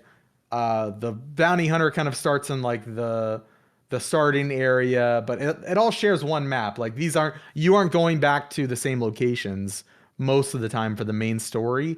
There will be other side objectives, or if you want to go and check things out from a previous playthrough, you can go back and experience those from a new perspective. But like you are very much, I don't know if I'm answering your question, and like you are seeing new stuff in each playthrough, like in new, completely different areas and Is stuff. is is Octopath maybe a better comp, right? Because because the characters are different, right? You can wrap up some stories, but you're in different spaces. Like, does that work? Yeah, Yeah. I think No? so. Like Okay. each character has like a very clearly defined goal. And after about 2 or 3 hours, you complete that goal. Their little story is like their little vignette, right? Mm, And this larger like tapestry of stories is concluded for now. And so let's go and pull on this other thread here. right. That's kind of like what the vignettes are doing as part of this. I really don't want to spoil things. As part of this larger, more macabre meta narrative that is happening elsewhere in the world that you are participating in. Cool. Yeah. Cool. Well, that's So Weird exciting. West, like it a lot. Yeah, you are writing the review as we're I am. recording this. Not I not am. ready to give a score quite yet. Um, In the eights, but high okay. eights Okay. is where I'm at. 8 But yeah, feeling great. So look out for Yeah. his review on the site today. Should be up today, right? yep, As today. of the posting. Yeah. Yep. So definitely go check that out. Alex, unfortunately, the sheriff's at my door. Is it the man-eating one? Of course. I mean, that's the only one I know, I really. mean, there are different kinds of sheriffs in the world of the Weird West, brother. Well, You got to specify, am I going to be alive or dead after they knock on my door? the problem is he's mistaken me for you, and we have to sort this out. We'll be right back.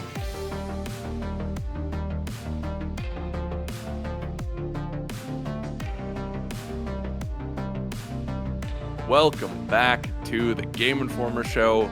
The sheriff was not kind to Mr. Van Aken, so we're working out, what's going on in the background. So, but he's off doing his own thing. But Jill, I'm dying to know. You Yep. went to the first person game developers conference in 2 years? I think. Yeah. I think Yeah. that's how long it's been? Yeah. It's been a while. Has there been any other in-person event? I feel think like GD DICE was sort of in person, but that's not usually like a huge right. thing. So Game yeah, Awards last year was in person, right? yeah. Yeah. I mean, vaguely, sort of. Yeah. It wasn't a down. huge crowd, but yeah. Anyway, so had yes, you been I to had. GDC before? Okay. GDC is actually a big show for me.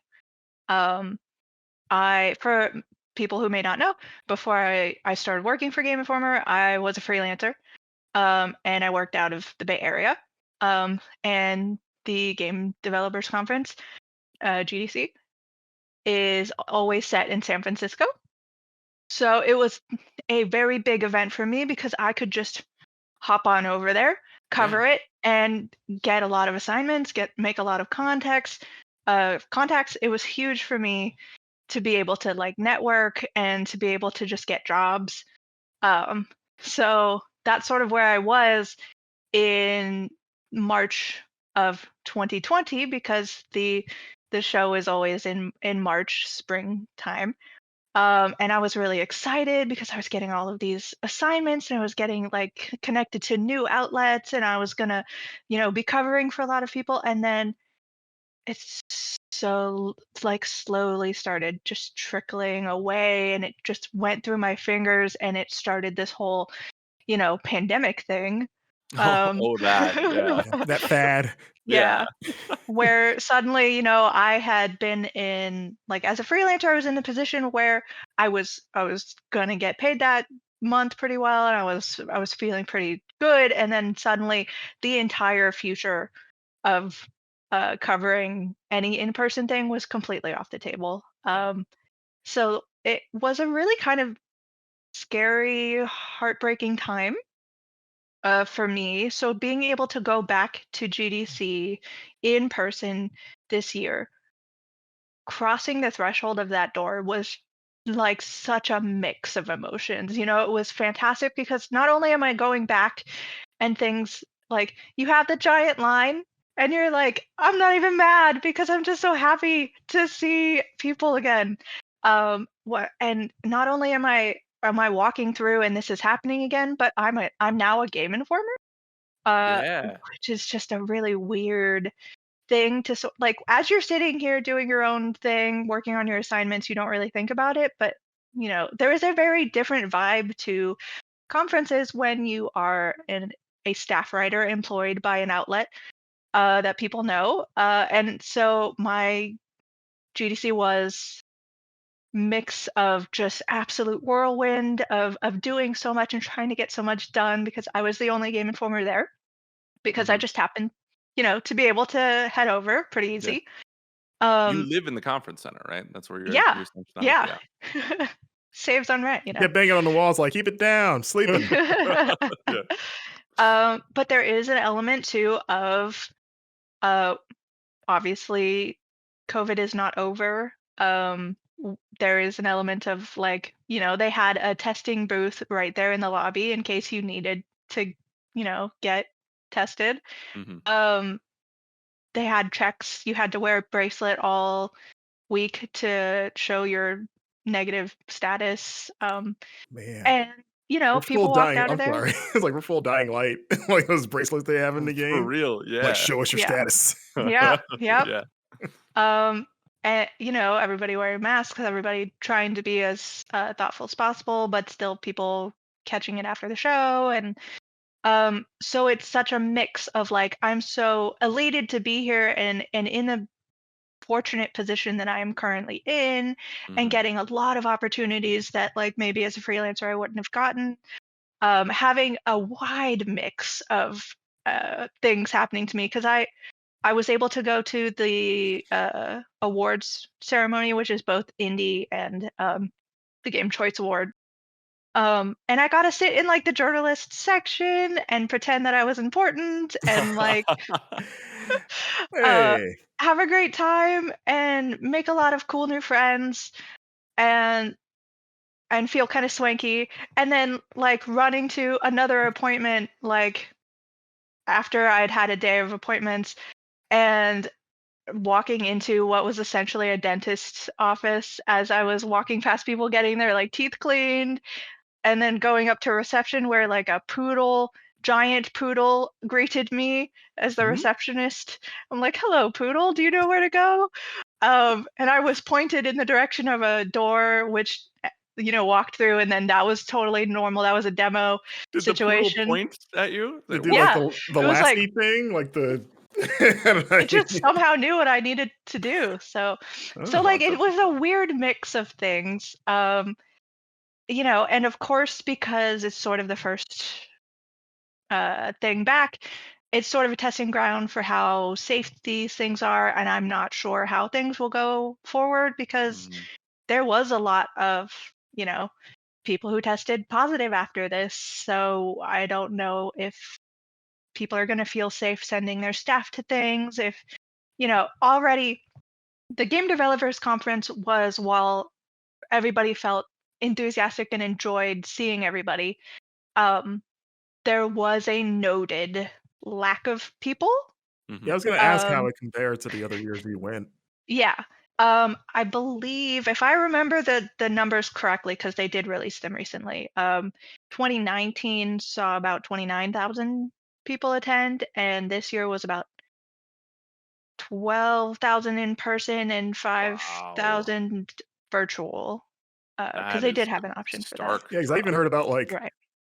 like keynotes where all the presenters were virtual. So weird. I walked into my first GDC talk, because anyone who doesn't know, GDC is sort of centered around um, game developers talking to game developers and sharing their wisdom and their knowledge. And it's a really cool, unique thing, unlike an E3 that's sort of more industry focused, Marketing. or Yeah. yeah. Yeah. So some of the big things are going to these talks, and the first one that I sat in, I was really excited because it was, first GDC talk in years. This is exciting. And then it turned on, and it was a person on a webcam.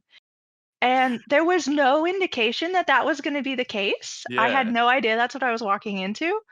So I sort of sat there. I'm like, I got up this morning, put on actual pants, got all the way to, the Moscone Center where this is always held, got to this place on time so I could get a seat. And then to sit here and have someone on a webcam, I'm like, why am I not at home, like Right. behind, Mhm. Mhm. and it loses a lot for that as well, because I definitely tried to stick to things that were live in person. But talking through a webcam, you don't have the same energy. You can't tell when the audience is reacting to things. So jokes that are made maybe don't get the laugh that they would if you were in person, or if they do get a laugh, you don't know they're laughing. So you just keep Right. going, and it's there's no ad-libbing, there's no on the fly like Mhm. sort of interaction type things. I went to a really fun talk with some of the creators of Blaseball, Mm. because I'm a huge fan of that game. And they gave us a couple of like papers that we could like use to vote and change the course of the talk and what was going to Oh, be covered. that's It was awesome. Yeah. it was really fun. Yeah. But that's the sort of thing you get when you're in person and not, you know. Yeah. Um, so yeah, it was, not only was the attendance feeling kind of low, but the exhibitors Mhm. were not, who you normally expect. So you had the big companies are still not there. You don't have your Sonys, you don't have your Microsofts in any sort of large presence. Maybe they had like a single person show up or something. Even some of the smaller indie things that I look forward to were not present as well. So Yeah. I the go ahead. I was gonna say the world is expensive now, and especially if people are still worried about COVID, which they should be. Like, that makes it hard. I thought I did see that Microsoft had some sort of, maybe it was like maybe just online, but I thought I saw Spencer and like Sarah Bond talking at some point. Was that not at GDC?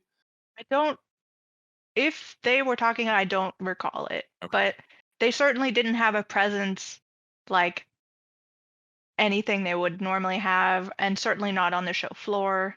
Yeah. Um, yeah, and just a lot of the problem with that was like it's a big space, the show floor. Mhm. So you could kind of see where the booths stopped, and then they just didn't have it, and that's not really normal. I've never really noticed how big the Moscone Center is, but seeing like two people walk across the lobby, you're like, oh, this is kind of a large space. Yeah, so I think also it was a stark contrast for the people who did show up largely, were people with like NFTs or blockchain or like Web3 or things, of this metaverse people, things of that nature Yeah. Were they showed all up, wearing and like they red were and white striped suits with like little hats and had little little carts set up outside? Like, hey, come here, sir. I got my Yeah. NFTs for you. Have you? I mean, yeah, it Do was you like your tokens bizarre. fungible? So yeah, it was really noticeable, and there were a ton of talks with those, uh, you know, terms in them, and I tried to avoid them. A lot of people that I talked to who, like, again, really great to see people. A lot of the times, if you've started kind of journalism in the past couple of years, most of the people or connected to in the industry, you've never actually met before. Right. And in my case, like for Game Informer, there are a lot of Game Informers I've never actually physically met. Yeah. Um, so it was really fun being able to actually meet these people instead of like being on the Twitterverse with them Right. or, messaging with them. Jill, can you do Um, me a favor? yeah, Can you rank all the Game Informer people, former or current, that you met on there? On the that I physically met. Yeah, can you rank them on who was That the best? okay. Number one person Get I it? have physically met on this podcast is Marcus Stewart. Finally. There we Yeah. go. That's the list. That's it. Yeah. Because I So saw, because I hopefully, yeah. Sorry. no, I mean hopefully I get to meet everybody, but I did get to meet old friends, Mhm. friends of the show, uh, Min Max crew of Ben Hansen and Leo Vader were both there, Yeah. and we got to have some fun times, and that was very nice. I did Um, hear there's a bit of controversy going around at yep. GDC. There's a certain former GI video editor who took it upon himself to lick a burrito, if I'm not Oh, mistaken. you was so gross. Yeah, Leo Vader decided to lick a burrito, and that's on camera, and you can check that out, I think, at MinMax Travelog, and you can see my shocked and horrified reaction to him doing that. Um, yeah, and Amron Khan was there, and that was fun. I kind of just ran into him while I was walking, past a Mm. giant line in GDC that I didn't want to wait in. So it was just sort of like, oh my gosh, you're here. Hi. This is weird. Because was Emron here when you were interning? Well, did you guys? Yes, Okay. but his position was sort of the position like He he was was the West remote. Coast, so he was Mhm. always remote. But I have met him before. Okay. Gotcha. Cool. Cool. So yeah, it was just weird kind of thing offhand meetings like that. But it's Right. it's a combination of like joyous, exciting meetings and being able to be hands on. A lot of the things that I went and saw, a lot of demos that I played. Um, it was a similar kind of story. A lot of the developers hadn't ever really met each other or hadn't seen each other Oh in wow. a very, very long time. Yeah. And it was extra pressure because I was sort of, for a lot of them, one of the first people, or literally the first person ever, to have played this game that was not Wow. connected to the studio in any way. So they're like watching me like a hawk, like, oh, she went that way. Why'd she go that way? Like writing notes. And I'm like, oh, I'm sorry. Am I doing okay?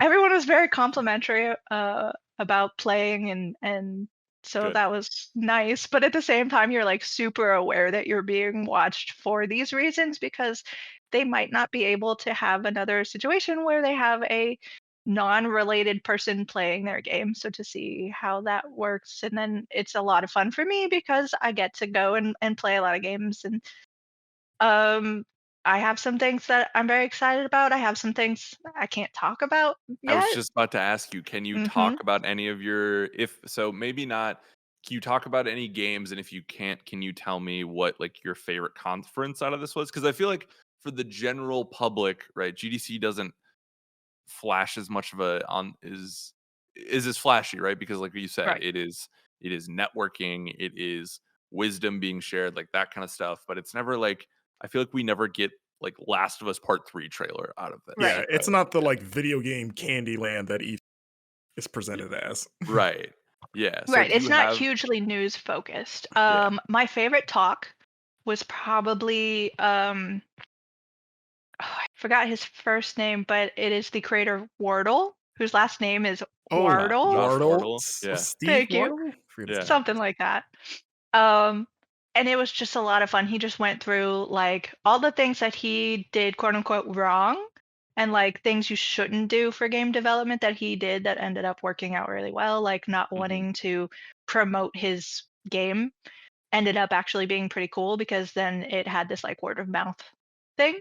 Mhm. Wardle Um, mouth. Wordle of mouth, yeah. Ah. And he talked about selling and kind of why he did that, because there's a huge deal that he did sell Wordle to the New York Times. Mhm. Right. And it kind of seemed like it came down to it was really stressful. And it was a situation where he had made this game as sort of a fun thing for his partner. And it was starting to become a business and he didn't want to run a business. So he was like, okay, that's what I wanted to get out of it. You go ahead and take it Yeah, over. I respect cool. that. Yeah, Yeah. for real. Yeah. Get out. And did he sail in on his yacht? Because he got paid pretty handsomely for Yeah, for that. for a thing that he just made for his partner. I didn't Yeah. see the yacht, No. unfortunately. Okay. Some of the games that I enjoyed playing, I know I can talk about this because I believe my preview is up right now. Okay. I played Bugs Next, the Isle of Big Snacks Ooh. DLC, and that was a lot of fun. Okay. For anybody who is a fan of Bug Snacks, I think you're gonna be excited to play this. It's got a whole new adventure that's gonna take maybe 3 to 5 hours to finish, but it's also got a lot of content that'll have you back in the main area with like searching for new like Bug Snacks with hats, which is a really cute idea. Um, so you have to find the Bug Snacks in the wild that are wearing hats, and then you can put them on any Bug Snacks you want. As one Um, does. Yeah. as one does. And you have your own hut now, so you can like build it up and decorate it and help other people and complete requests, and they'll give you stuff to help build up your ultimate dream hut. So it's just a lot of really it's if you've played Bugsnax, that's it's very in keeping with the tone. Um, I did play a couple of smaller indie things, which I believe I can talk about playing. I played like Mail Time and Cat Cafe Manager, and both of those things, the demos ran also in the time of the next fest, the last Steam Fest. And those were a lot of fun. And again, it's really cool to like be sitting there with the developers and to see them excited about their game and talking about their experiences. And for a lot of things that I played, hopefully you can keep an eye on the magazine. A lot of things are coming out soon. Cool. So yeah, it's a very exciting time to be in games, and I'm really glad I got to go. Yeah. Yeah, sure. I'm jealous. I Me too. miss Yeah. I miss conventions and stuff. I Mhm. haven't E3 2019 was my last one, and hearing you talk about the thing of like that's usually the only time of year that you get to see friends or people you Yeah. interact with. Because yeah, like I miss that. So I'm glad you got to experience that for sure. Yeah.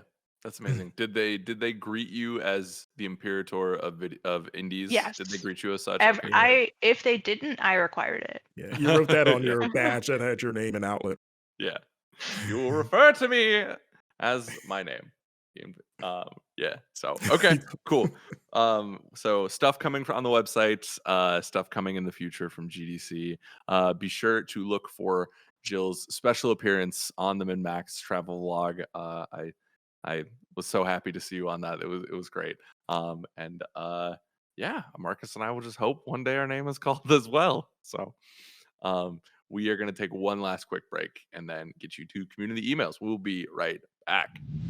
Welcome back to the GI Show. It's been a great episode so far. We've learned a lot, we've hung out, come closer as friends, and it's a good thing. I am stalling because I'm doing housekeeping this week, and I am scared because Alex usually does it. And I we'll see how this goes. He's So been eaten by some sort of sheriff.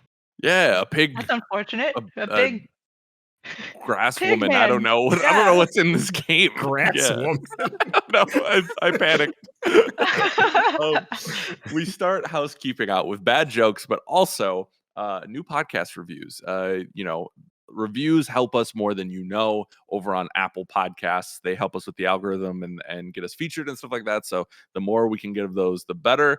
Be honest in your reviews. If you're loving it, 5 stars is great. If you're not, there's some good feedback there too, as long as you're not like racist or an asshole or anything like that, But dude 1235428 try to trick me up there, gave us a beautiful glowing 5-star review saying great show, doesn't ramble. And dude says, I love listening to gaming podcasts to stay current with all the news, and these guys have a great balance of talking about the games but not just rambling on different tangents that some other game podcasts do. I'm just grateful these guys are providing content like this to listen to. Thank you for listening. Obviously, you didn't listen to last week's episode, so Yeah. I'm glad we could read And that we now. apologize for this one. Yeah. Yeah, thank you. Yeah. So shout out. We really appreciate it. If you can take 5 minutes to give us a review, it helps us more than you know. So thank you. Weekly streams for the week. I apologize. We've been off on the Thursday ones. We've had some people taking time off like they need to, right? So we're working at Thursday streams, but I think the plan is to do it another one today as you're listening. But just know that usually on Thursdays we stream some of the newest, hottest games on Twitch, twitch.tv/Game Informer. Go check that out. Friday, Super Replay, back in action. Star Wars Jedi Fallen Order. Marcus, you have not completed that yet, correct? No, we're pretty far. I think so. We fought last thing we did was fought a big bat thing. Okay. Yeah. We've had to take weeks off because some of us have been either out of town or this year all the big games keep coming out on Fridays. Yeah. I don't know why we've pivoted. 3 at a time. Yeah. Yeah. So yeah, apologies to fans. I know it's been a little all over the place, but we are, for now, as far as I know, for sure getting back to it. It'll be episode 8, I believe, is what we're up to now. So yeah, I Cool. look forward for that. I can't remember the bat thing. Have you done Kashyyyk at this point? Yes, we did. Okay. I'm trying to think where else. Darth I don't know if Maul's I go back Homeworld. there or not, but we did the big, when they take you there for the first time and do the whole Okay. rigmarole. Yeah. Okay. Cool. Well, yep. The fun Manic. will continue on Friday. I'm excited for that to come back, and I want the second game to come out. Or at By the least- time we'll finish this, at this point, right, the next game will be out. Right. Notable YouTube videos for the week. I published the final Forspoken video that we're gonna do for our coverage. We did it, Jill. We got did through. Yeah. Jill, myself, and K-Star Kim Wallace have been working on online content for that. I believe we have maybe one more written piece, but as far as video goes, we have reached our end here. But if you missed it, beautiful 10-minute look at kind of expanding on all the gameplay and the traversal that we've been talking about over the last month.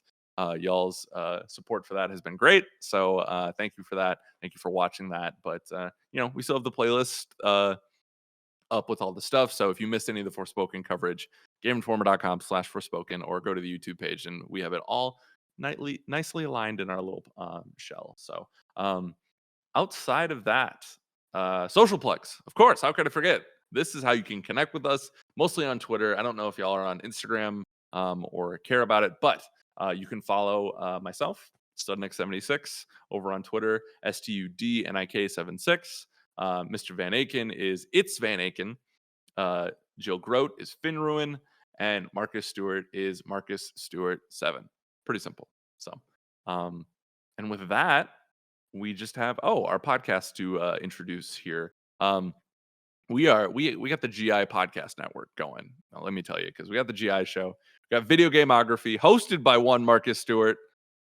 Yeah, you guys should check it out. It's a great show about video games and history with John Carson, my co-host. Yeah, you learn and you laugh. Who doesn't love that? Yeah, tune in today.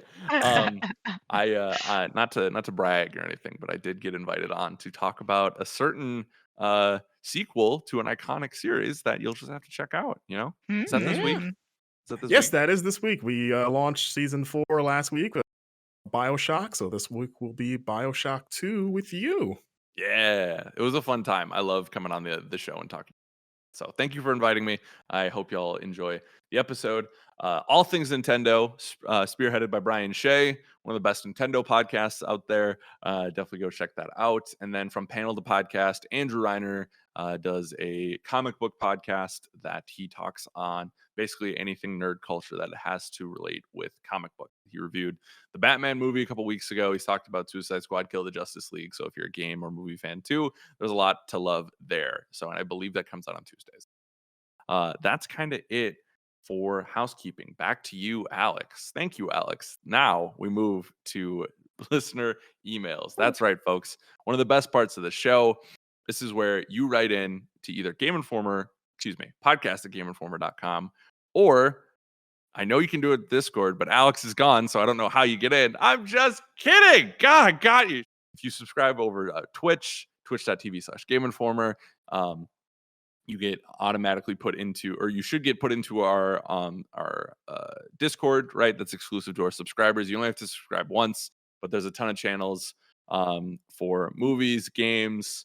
You can talk to us game about the Game Informer show, about video gameography, the whole thing. It's a great time. You only need to subscribe once on Twitch for that, and I would encourage you to do so because it's a lot of fun. But then you can send in your questions like our lovely listeners did this week, and I got a good crop for y'all. I also want to push this over because I need to stop talking because I feel like I'm just rambling. Crater, C Raider over on Discord says, how relieved are you that we don't have to talk about Breath of the Wild 2 versus Elden Ring Game of the Year discussions? Yeah. I've Woo! seen this take so much. Ooh. And my first thought is I'm already fighting for the first spot because it's Elden Ring versus Tunic. I'm Throwing sorry. it down, throwing the gauntlet down. Yeah. I am fighting hard for Tunic, so Breath of the Wild 2 would have been a Yeah. side note in that battle. Mhm. But yeah, it is always hard when you have two or three in this case, very exciting video games that you really want to put at the top of things. The last time I can kind of remember this being really, really intense was for God of War versus Red Dead Redemption 2, which we might have, another God of War this year. We still don't know a lot about that, but so that might still be up there. Tunic's obviously going to be first, but Elden Ring might have competition there. So there were, it's very nice not to have to have those two go against each other, but it's also really nice to not have to review everything in the same year. Right. Because that can get pretty wild. These past few months of review season with just banger after banger is so fantastic as a game player because now I have so many things that I want to play. But it can be so tough as a reviewer and someone whose job it is to play these games because now I'm like, well, I've been spending so much time with Elden Ring. I still need to get into is sounding fantastic. Tiny Tina's Wonderlands is sounding fantastic. I'm spoiled for choice and I'm excited. So having great games is never a bad thing. But I think what we really need to walk away from here, number one, walk away. Tunic is winning this year. Wow. I really want Dan Tech. We should call him right now just to throw him that news at him. Don't worry, it'll come in December. Don't worry. Don't worry, it's coming. Yeah, Marcus, what do you think of this question? I'm a little bummed out. Not even just because I can't play it, obviously, but I love hearing those debates. Like end of year discussion stuff is some of my favorite. It's like my favorite time of year outside of maybe E3 stuff. I love our talks. I love listening to podcasts. Like I love Giant Bomb's end of year stuff. I like MinMax's 210 stuff. I just love hearing people reflect on the year and debate and pit games against each other and all those weird arguments that come out of that. And I feel like having Breath of the Wild 2 and then Elden Ring go against, that's that's the unstoppable force versus the immovable object kind of thing, right? And so now that's out of the way, I'm not saying that Elden Ring just like may as well hand it its trophy now, like a lot of people are claiming. Again, I don't want to offend Jill. I love Tunic too. Yeah, it does make it just a little bit less interesting in those conversations. Like, man, because on paper for now, you would think that'd be the seemingly the biggest thing that could knock it off. Again, Tunic, I haven't finished it, but sounds like it could be right up there with it. So yeah, I kind of a little bummed that we won't get that slugfest now. Mhm. Yeah. But it is what it is, right? Yeah. I'd rather, I'm with you, Marcus. It does bum me out because like you hear legends of the great like game of the year debates, right? And I feel like I haven't been a part of that a ton because there's been kind of some slam dunks in my time at GI, right? We were pretty, unified on Last of Us and Well, stuff. I was in the Hades camp. But I mean, think how there was much like of there's a decent contingent of us Hades. Oh, there goatee was? guy. How much of a debate was it though? Right? We didn't really get into the I vividly remember saying my piece, and Okay. I don't think it If really I got had far. been there, I would have been with you, Marcus. Yeah. But I remember I gave a passionate defense, but I also kind of knew. Yeah, right. Yeah, it was a thing where it's like, okay, yeah. Yeah, Last of Us was my number 2, by the way. I love the game, but I just like Hades. Yeah, definitely. I mean, I've gone back to Hades a couple of times now. Game's fantastic. But there's been legends of days have gone by where it was like intense, right? I wasn't necessarily sweating during our talks, Yeah, right? you And didn't want to fight somebody. right, Yeah.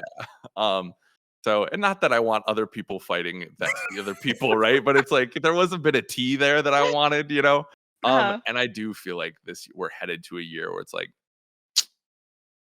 it's Elden Ring, right? Yeah, like you don't want the conversation to be like 1 minute long. We're like, so it's Elden Ring, right? Okay. Yeah, right. Now let's figure out who the dorks are, which I love that conversation too, right? But, for me, I think God of War is a serious contender in this. I know there's a lot of our audience is Souls people and they're laughing at me right now, but like I think 28 and there's some people on staff who don't give God of War the love I think it deserves. Maybe just one, call him Blake out, but I am excited to see where that series goes and Yeah. it's still I think my most anticipated of this year still. So Alex, since you're one of the most powerful people in the industry right Correct. Yes. now, is God of War hitting this year? Yes. Break I it think down for me. 100% God of War is hitting this year. Okay. We don't know almost anything about Sony's back end. That game has already been delayed out of its release year. I never thought it was coming last year. I always thought 2022 was going to be the date for this. I think it makes sense especially for Sony, who hasn't had last year. PS5 didn't have like a must play title, right? They kind of lost out to Microsoft with that, with when they did Halo and Forza and Psychonauts, right? Like Microsoft kind of ate the lunch there a little bit, even though Sony's just fine. Jim Ryan's still smoking his cigars, seeing that PlayStations are sold out everywhere, right? But there comes a point, right, where you do need to show out. And I think in a year where we already have Horizon, which is going to be a top 5 to 10 game, right? Mhm. There's been some bad with Gran Turismo, right? But there's also been some good. I don't think we could go from now to next year without another big Sony tentpole game personally. So I think God of War is 100% coming. I think it's going to be their fall game. And really, hopefully there's more PS5s by then too, and really be a system seller for them. So Yeah, we'll it's see about on time that you one. used your power for good. Yeah. Yeah, That's right. Getting all, nice these, to see. getting all the games delayed, Zelda, Suicide Squad. Thanks Yeah. for helping us out. You're gonna hate me when I tell you what I did to Metroid Prime 4. But so yeah, I think that game is coming out this year. I think they kind of have to, unless they're that behind in if COVID put them that behind in dev cycle. That's a different story, right? But I feel like unless Sony has a secret game that they're gonna unveil, which is possible. We thought that was gonna happen yesterday. Shout out to the people perpetrating that, but yeah, I think God of War comes out this year because there's just so we'll see like, and I'm scared of that debate, right? Because I feel like TAC for years, right, has had this like Demon Souls is amazing, like these From games are amazing, and the rest of the office is like, yeah, but like we didn't really get through them, right? So it's like they're not our games of the year. And now he finally has like Everyone loves Elden Ring. Like, this is it. It's like, yeah, if it makes sense, then yeah, it should go. But it's just like, even if it makes perfect sense, you still wish there was something like, Right. you wish the discussion was more interesting outside of like, yeah, we all know he's gonna win. Like, Yeah, and that's no exactly. slight on the game itself. Yeah, If you anything, want that Tack to be sweating a little bit. yeah, Yeah, exactly. we Yeah. want to spite Tack more than Elden Ring. Exactly. Yeah. The livelihood of one man versus thousands who made it, but it is, I do kind of get that wavering like Oscar season 2 where it's like, oh, this movie is going to be like, this is the favorite, this is going to win. It's like there is a little part of me that gets like a little like, toxic's not the right word, but it's like, yeah, but now I kind of hate it and I want something else. Yeah, like right. I mean, Elden Ring's getting that right. You keep hearing how rated it. You're like, Yeah, it's okay, like- we get it. Yeah, right. It's a little, it's You resent it. yeah, toxic American like culture. I don't know, maybe that's everything, but yeah. So we'll see. I was looking forward to the tussle a little bit, but I'm happy that we'll have some time to play some other games. Like I said, open world games. I'm starting to fatigue again. So moving on to the next one. Savoy Prime, shout out over on Discord says, who's the GI Crew's favorite Muppet? Oh. It's a great question. Oh, it's Gonzo. Oh, no. Hands down, there's a I- correct answer here. It's Beaker. Oh, Wow. Beaker is It's Beaker is 100% Beaker. All right, that's not okay. I didn't think about. yeah. You can't beat that. Dude yeah. doesn't say anything but Whoa, that. no. Actually, the real answer. It's Stotler and Wardorf. Oh, yep. Oh, Yeah, that's a that's good good. one. Yep, That's that's good. really good. They're pretty hard. I mean, I feel mean, like just the fact that you pulled their names out yeah, of nowhere, right. I'm like, They're- congrats. we I'm just like technically- cranky old dudes. Yeah, we technically do their job for games. Yeah, for real. I channel Yeah. them in every review I write. Excuse me. Oh, he It's killed like, him. just laughing heartily. Oh, yeah. Those are all great answers. I feel like he's just a walking stereotype, but I love Swedish Chef. Oh, He's yeah. so good. But I think we've missed the big one, and it's Fozzie Bear. Fozzie's Yeah, one of the OGs. Fozzie. He's Fozzie, not my you gotta love him. I love Fozzie, but he's never been like my favorite. Oh, I love Fozzie. He's like third, fourth tier. I mean, okay. Gonzo's endearing to me. He's so goofy. Gonzo is great. Rizzo the Rat is one of my Oh, Rizzo's my great. favorites. Yeah. Rizzo and Gonzo When you pair 'em, together yep, are Together. the that's what it is. that's Yeah. the duo that rivals Stotler and Wardorf. Like they need their own show. That's why Muppets Christmas Carol is one of Is the the best best. Christmas Is carols. the best. It is. We're just You throwing keep it out there. I love it. misspeaking. Yeah. Excuse me. Yeah, my mic was going haywire. Yeah. Yeah, I love that is one that's like every year for Christmas. That is always in rotation. Could we get them on the show? Like Muppets play games? Yeah, we can ask Jeff Keighley Come how on. he does it. He knows. Yeah. Yeah, He right? could be our in. Yeah, I heard him and Fozzie aren't talking as much anymore. Maybe a little falling. He didn't Shame. laugh at his joke. Yeah. He didn't waka waka. Yeah. What is your I guess on the topic of Muppets, do you have a favorite Muppet thing? Like I never watched the the OG show growing up, but like Christmas Carol obviously we watched a lot, and like Muppets Treasure Island and that kind of stuff. Either of you? Yeah, and like Baby Muppets. Yeah, I Muppet enjoyed Babies. that. I was really. Yeah. I love the Muppet Show because it did air in the early '90s. People remember that, so that's how I was exposed to it. Got I did watch a fair bit of it. The new Muppets movie, the 2011 one, Mhm. is really good. With Jason Segel? Mhm. Yeah, that one's really. The second one, not as much. It's fun. It's not as like heartwarming as that first one. Like the whole because it's kind of addressed like, hey, they're not as relevant anymore, and this is kind of where they all are now, and now we're band back together like this original Muppet character being like, I grew up with these guys, let's get them back and do like one more Muppet show. It's actually really sweet. Yeah. And as a person that grew up with the Muppets, it hit me in a way where I was like, I didn't realize how much I missed the Muppets until I watched this movie. Yeah. So I recommend if people have not seen, I think it's just called The Muppets from 2011, but Okay. it's really cool. I like that movie. For sure. One of my favorite Twitter accounts I follow now is Muppets History, and I saw a clip of like Kermit like almost cussing out Cookie Monster at one point. I Yes, was like, that's "This such is a good so moment. incredible." No, I did not have Cookie. I love that moment too. I like the moments in the Muppets where there's just like unabashed love between them.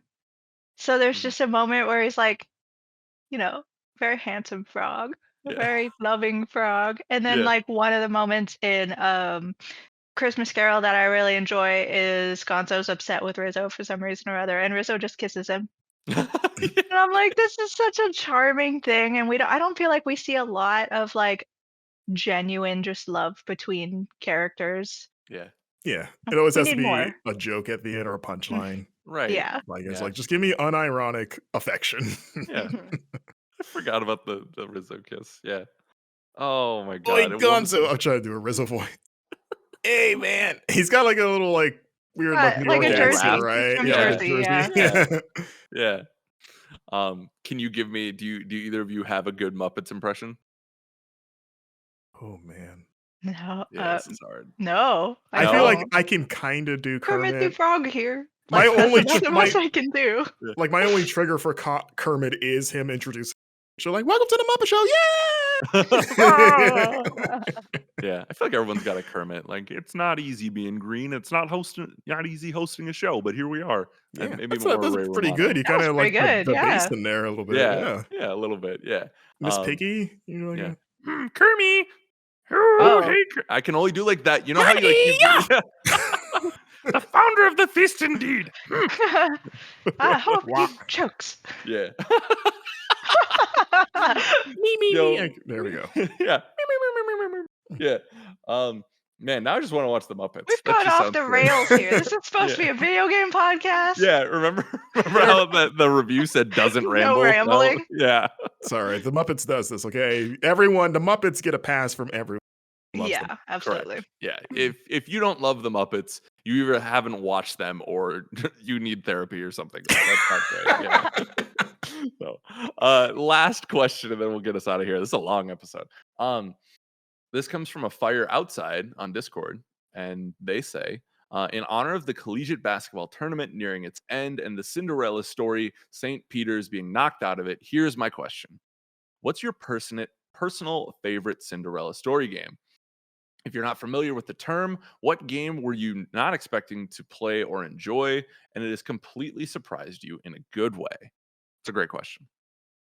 I don't know if I have a particular game, but just in general, that's sort of why I love indies, because it is one of those things where it's like, the team of this very small team of developers having a dream and a vision and getting together in their mom's basement and then suddenly rocketing to success. And I did speak a little bit about that topic and what happens after that success if you're not, a big company prepared for that in a earlier Game Informer issue, and I think it also went online, and it was called The Aftermath of Success. Oh, cool. And I did talk to Red Hook, and I talked to Stardew Valley creator and Valheim creators about that topic. So it's one of those things that I really enjoy, and I just am such a sucker for that storyline. Mhm. And so many indies follow that. So Yeah. that's Cool. my answer. That's a good one. Marcus, how about you? Man, this is a weird question. I think that I think Near Automata maybe might be that, because that was a game I completely just took a chance on. I didn't play the original Nier. And again, going back to earlier about the benefit of demos, I downloaded the demo that they put out Mhm. and dug it just because of the combat, 'cause I love like stylish action. And I was like, oh, okay, I didn't know it was one of these. That's cool. Mhm. And then bought it day one, just like, let's just try this. I'm not familiar with this series. And then it wound up being one of my favorite games of the year and of that generation. And it's not like, it is a very flawed game in some like design aspects. Like if you look at individual elements of the game, it lacks like polish, but it's more about like how everything comes together, and then also that narrative more than anything. Mhm. Put me through it, and the weird, really bold design choices of how they tell that story. Yeah. It was like I didn't expect any of this, Right. and this is like this weird game that's got a lot of rough edges, but I think about it more than other games, because remember it came out in 2017, which was a stacked year. Oh yeah. Mhm. And Oh it was my like, god. Yeah. yeah, and it was in my top 5 personally, even then by the end of it. So Cool. yeah, maybe that's the one off the top of my head. That's a good one. I think I have two for this one, and it's a similar theme of embracing genres that I'm usually not a fan of. And one is Pokemon Unite. Especially when they first, I remember we were live on stream, and they announced it when we were expecting something else like Gen whatever, update or something like that. And I was just like, what? Like, what, a Pokemon MOBA? Like, absolutely not. I want nothing to do with this. And I logged a good amount of, like, for 2 weeks, I played it every night. Like, and I really enjoyed it. I thought it was a really good, not in a dismissive way, but like baby's first MOBA, right? Kind of learning the 3 route system right, and enjoying that. And I think that's a genuinely great game. Yeah. Did you Um, consider starting an esports team? I did, and then Reiner shut it down. It's like, and then the other one too, a similar thing where um when Gears Tactics was announced, I was not, I guess annoyed is too strong, but I was like, okay, that's something I'm never gonna play, right? Because I'm not I love Gears, I want more Gears. But a tactics version of that was not something I was like clamoring for, right? Yeah. But then actually getting to play it, I was like, oh, not only is this a good Gears game, this is a good tactics game, and something that I feel like once again, right? It was something where it felt easy to pick up and understand. It got progressively harder as the game went on, but I was like, oh, this is still a lot more fun than I was giving it credit for. And I think those studios did a really awesome job with the established lore and that kind of stuff, and tying it in interesting ways. And it's a good game, man. You should check it out. It's on Game Pass. So, and it's Yeah, beautiful. I'm glad you said that. I forgot about that game, and I played it around launch and loved it. I was excited by the concept, that I liked it. It was better than I thought it had any right to be. And I Right. do like Mhm. turn-based strategy and Gears. I was like, wow, Oh yeah. these mesh better than I thought it would. Yeah. And I never finished it just because other games started coming out. I should really go back to that. Yeah. It's time for Gears. And I'm kind of itching for, what's next in that series. Yeah. But that's apropos of nothing. So cool. Another great show, folks. I always look forward to Wednesdays because we get to record with lovely people like yourselves. We hope Alex is doing better in in his time of crisis here. But thank you so much for watching, for listening. Your support means the world to us. Whether that's on Spotify, Apple, YouTube, doesn't matter. We appreciate you listening and watching and engaging with us, because this is some of the most fun we have all week. So sure, like, share, and subscribe. Next week could be a very fun one. We may have a guest on that I'm trying to lock in right now. So either, or maybe it's 2 weeks from now. In the next 2 to 3 weeks, we have a special guest, something a little different for the show coming up. So you'll want to stay tuned for that. So looking forward to it. Thank you both for joining me, Jill and Marcus. Thank you for listening. Be good to one another, and we will see you next time. Bye, everyone.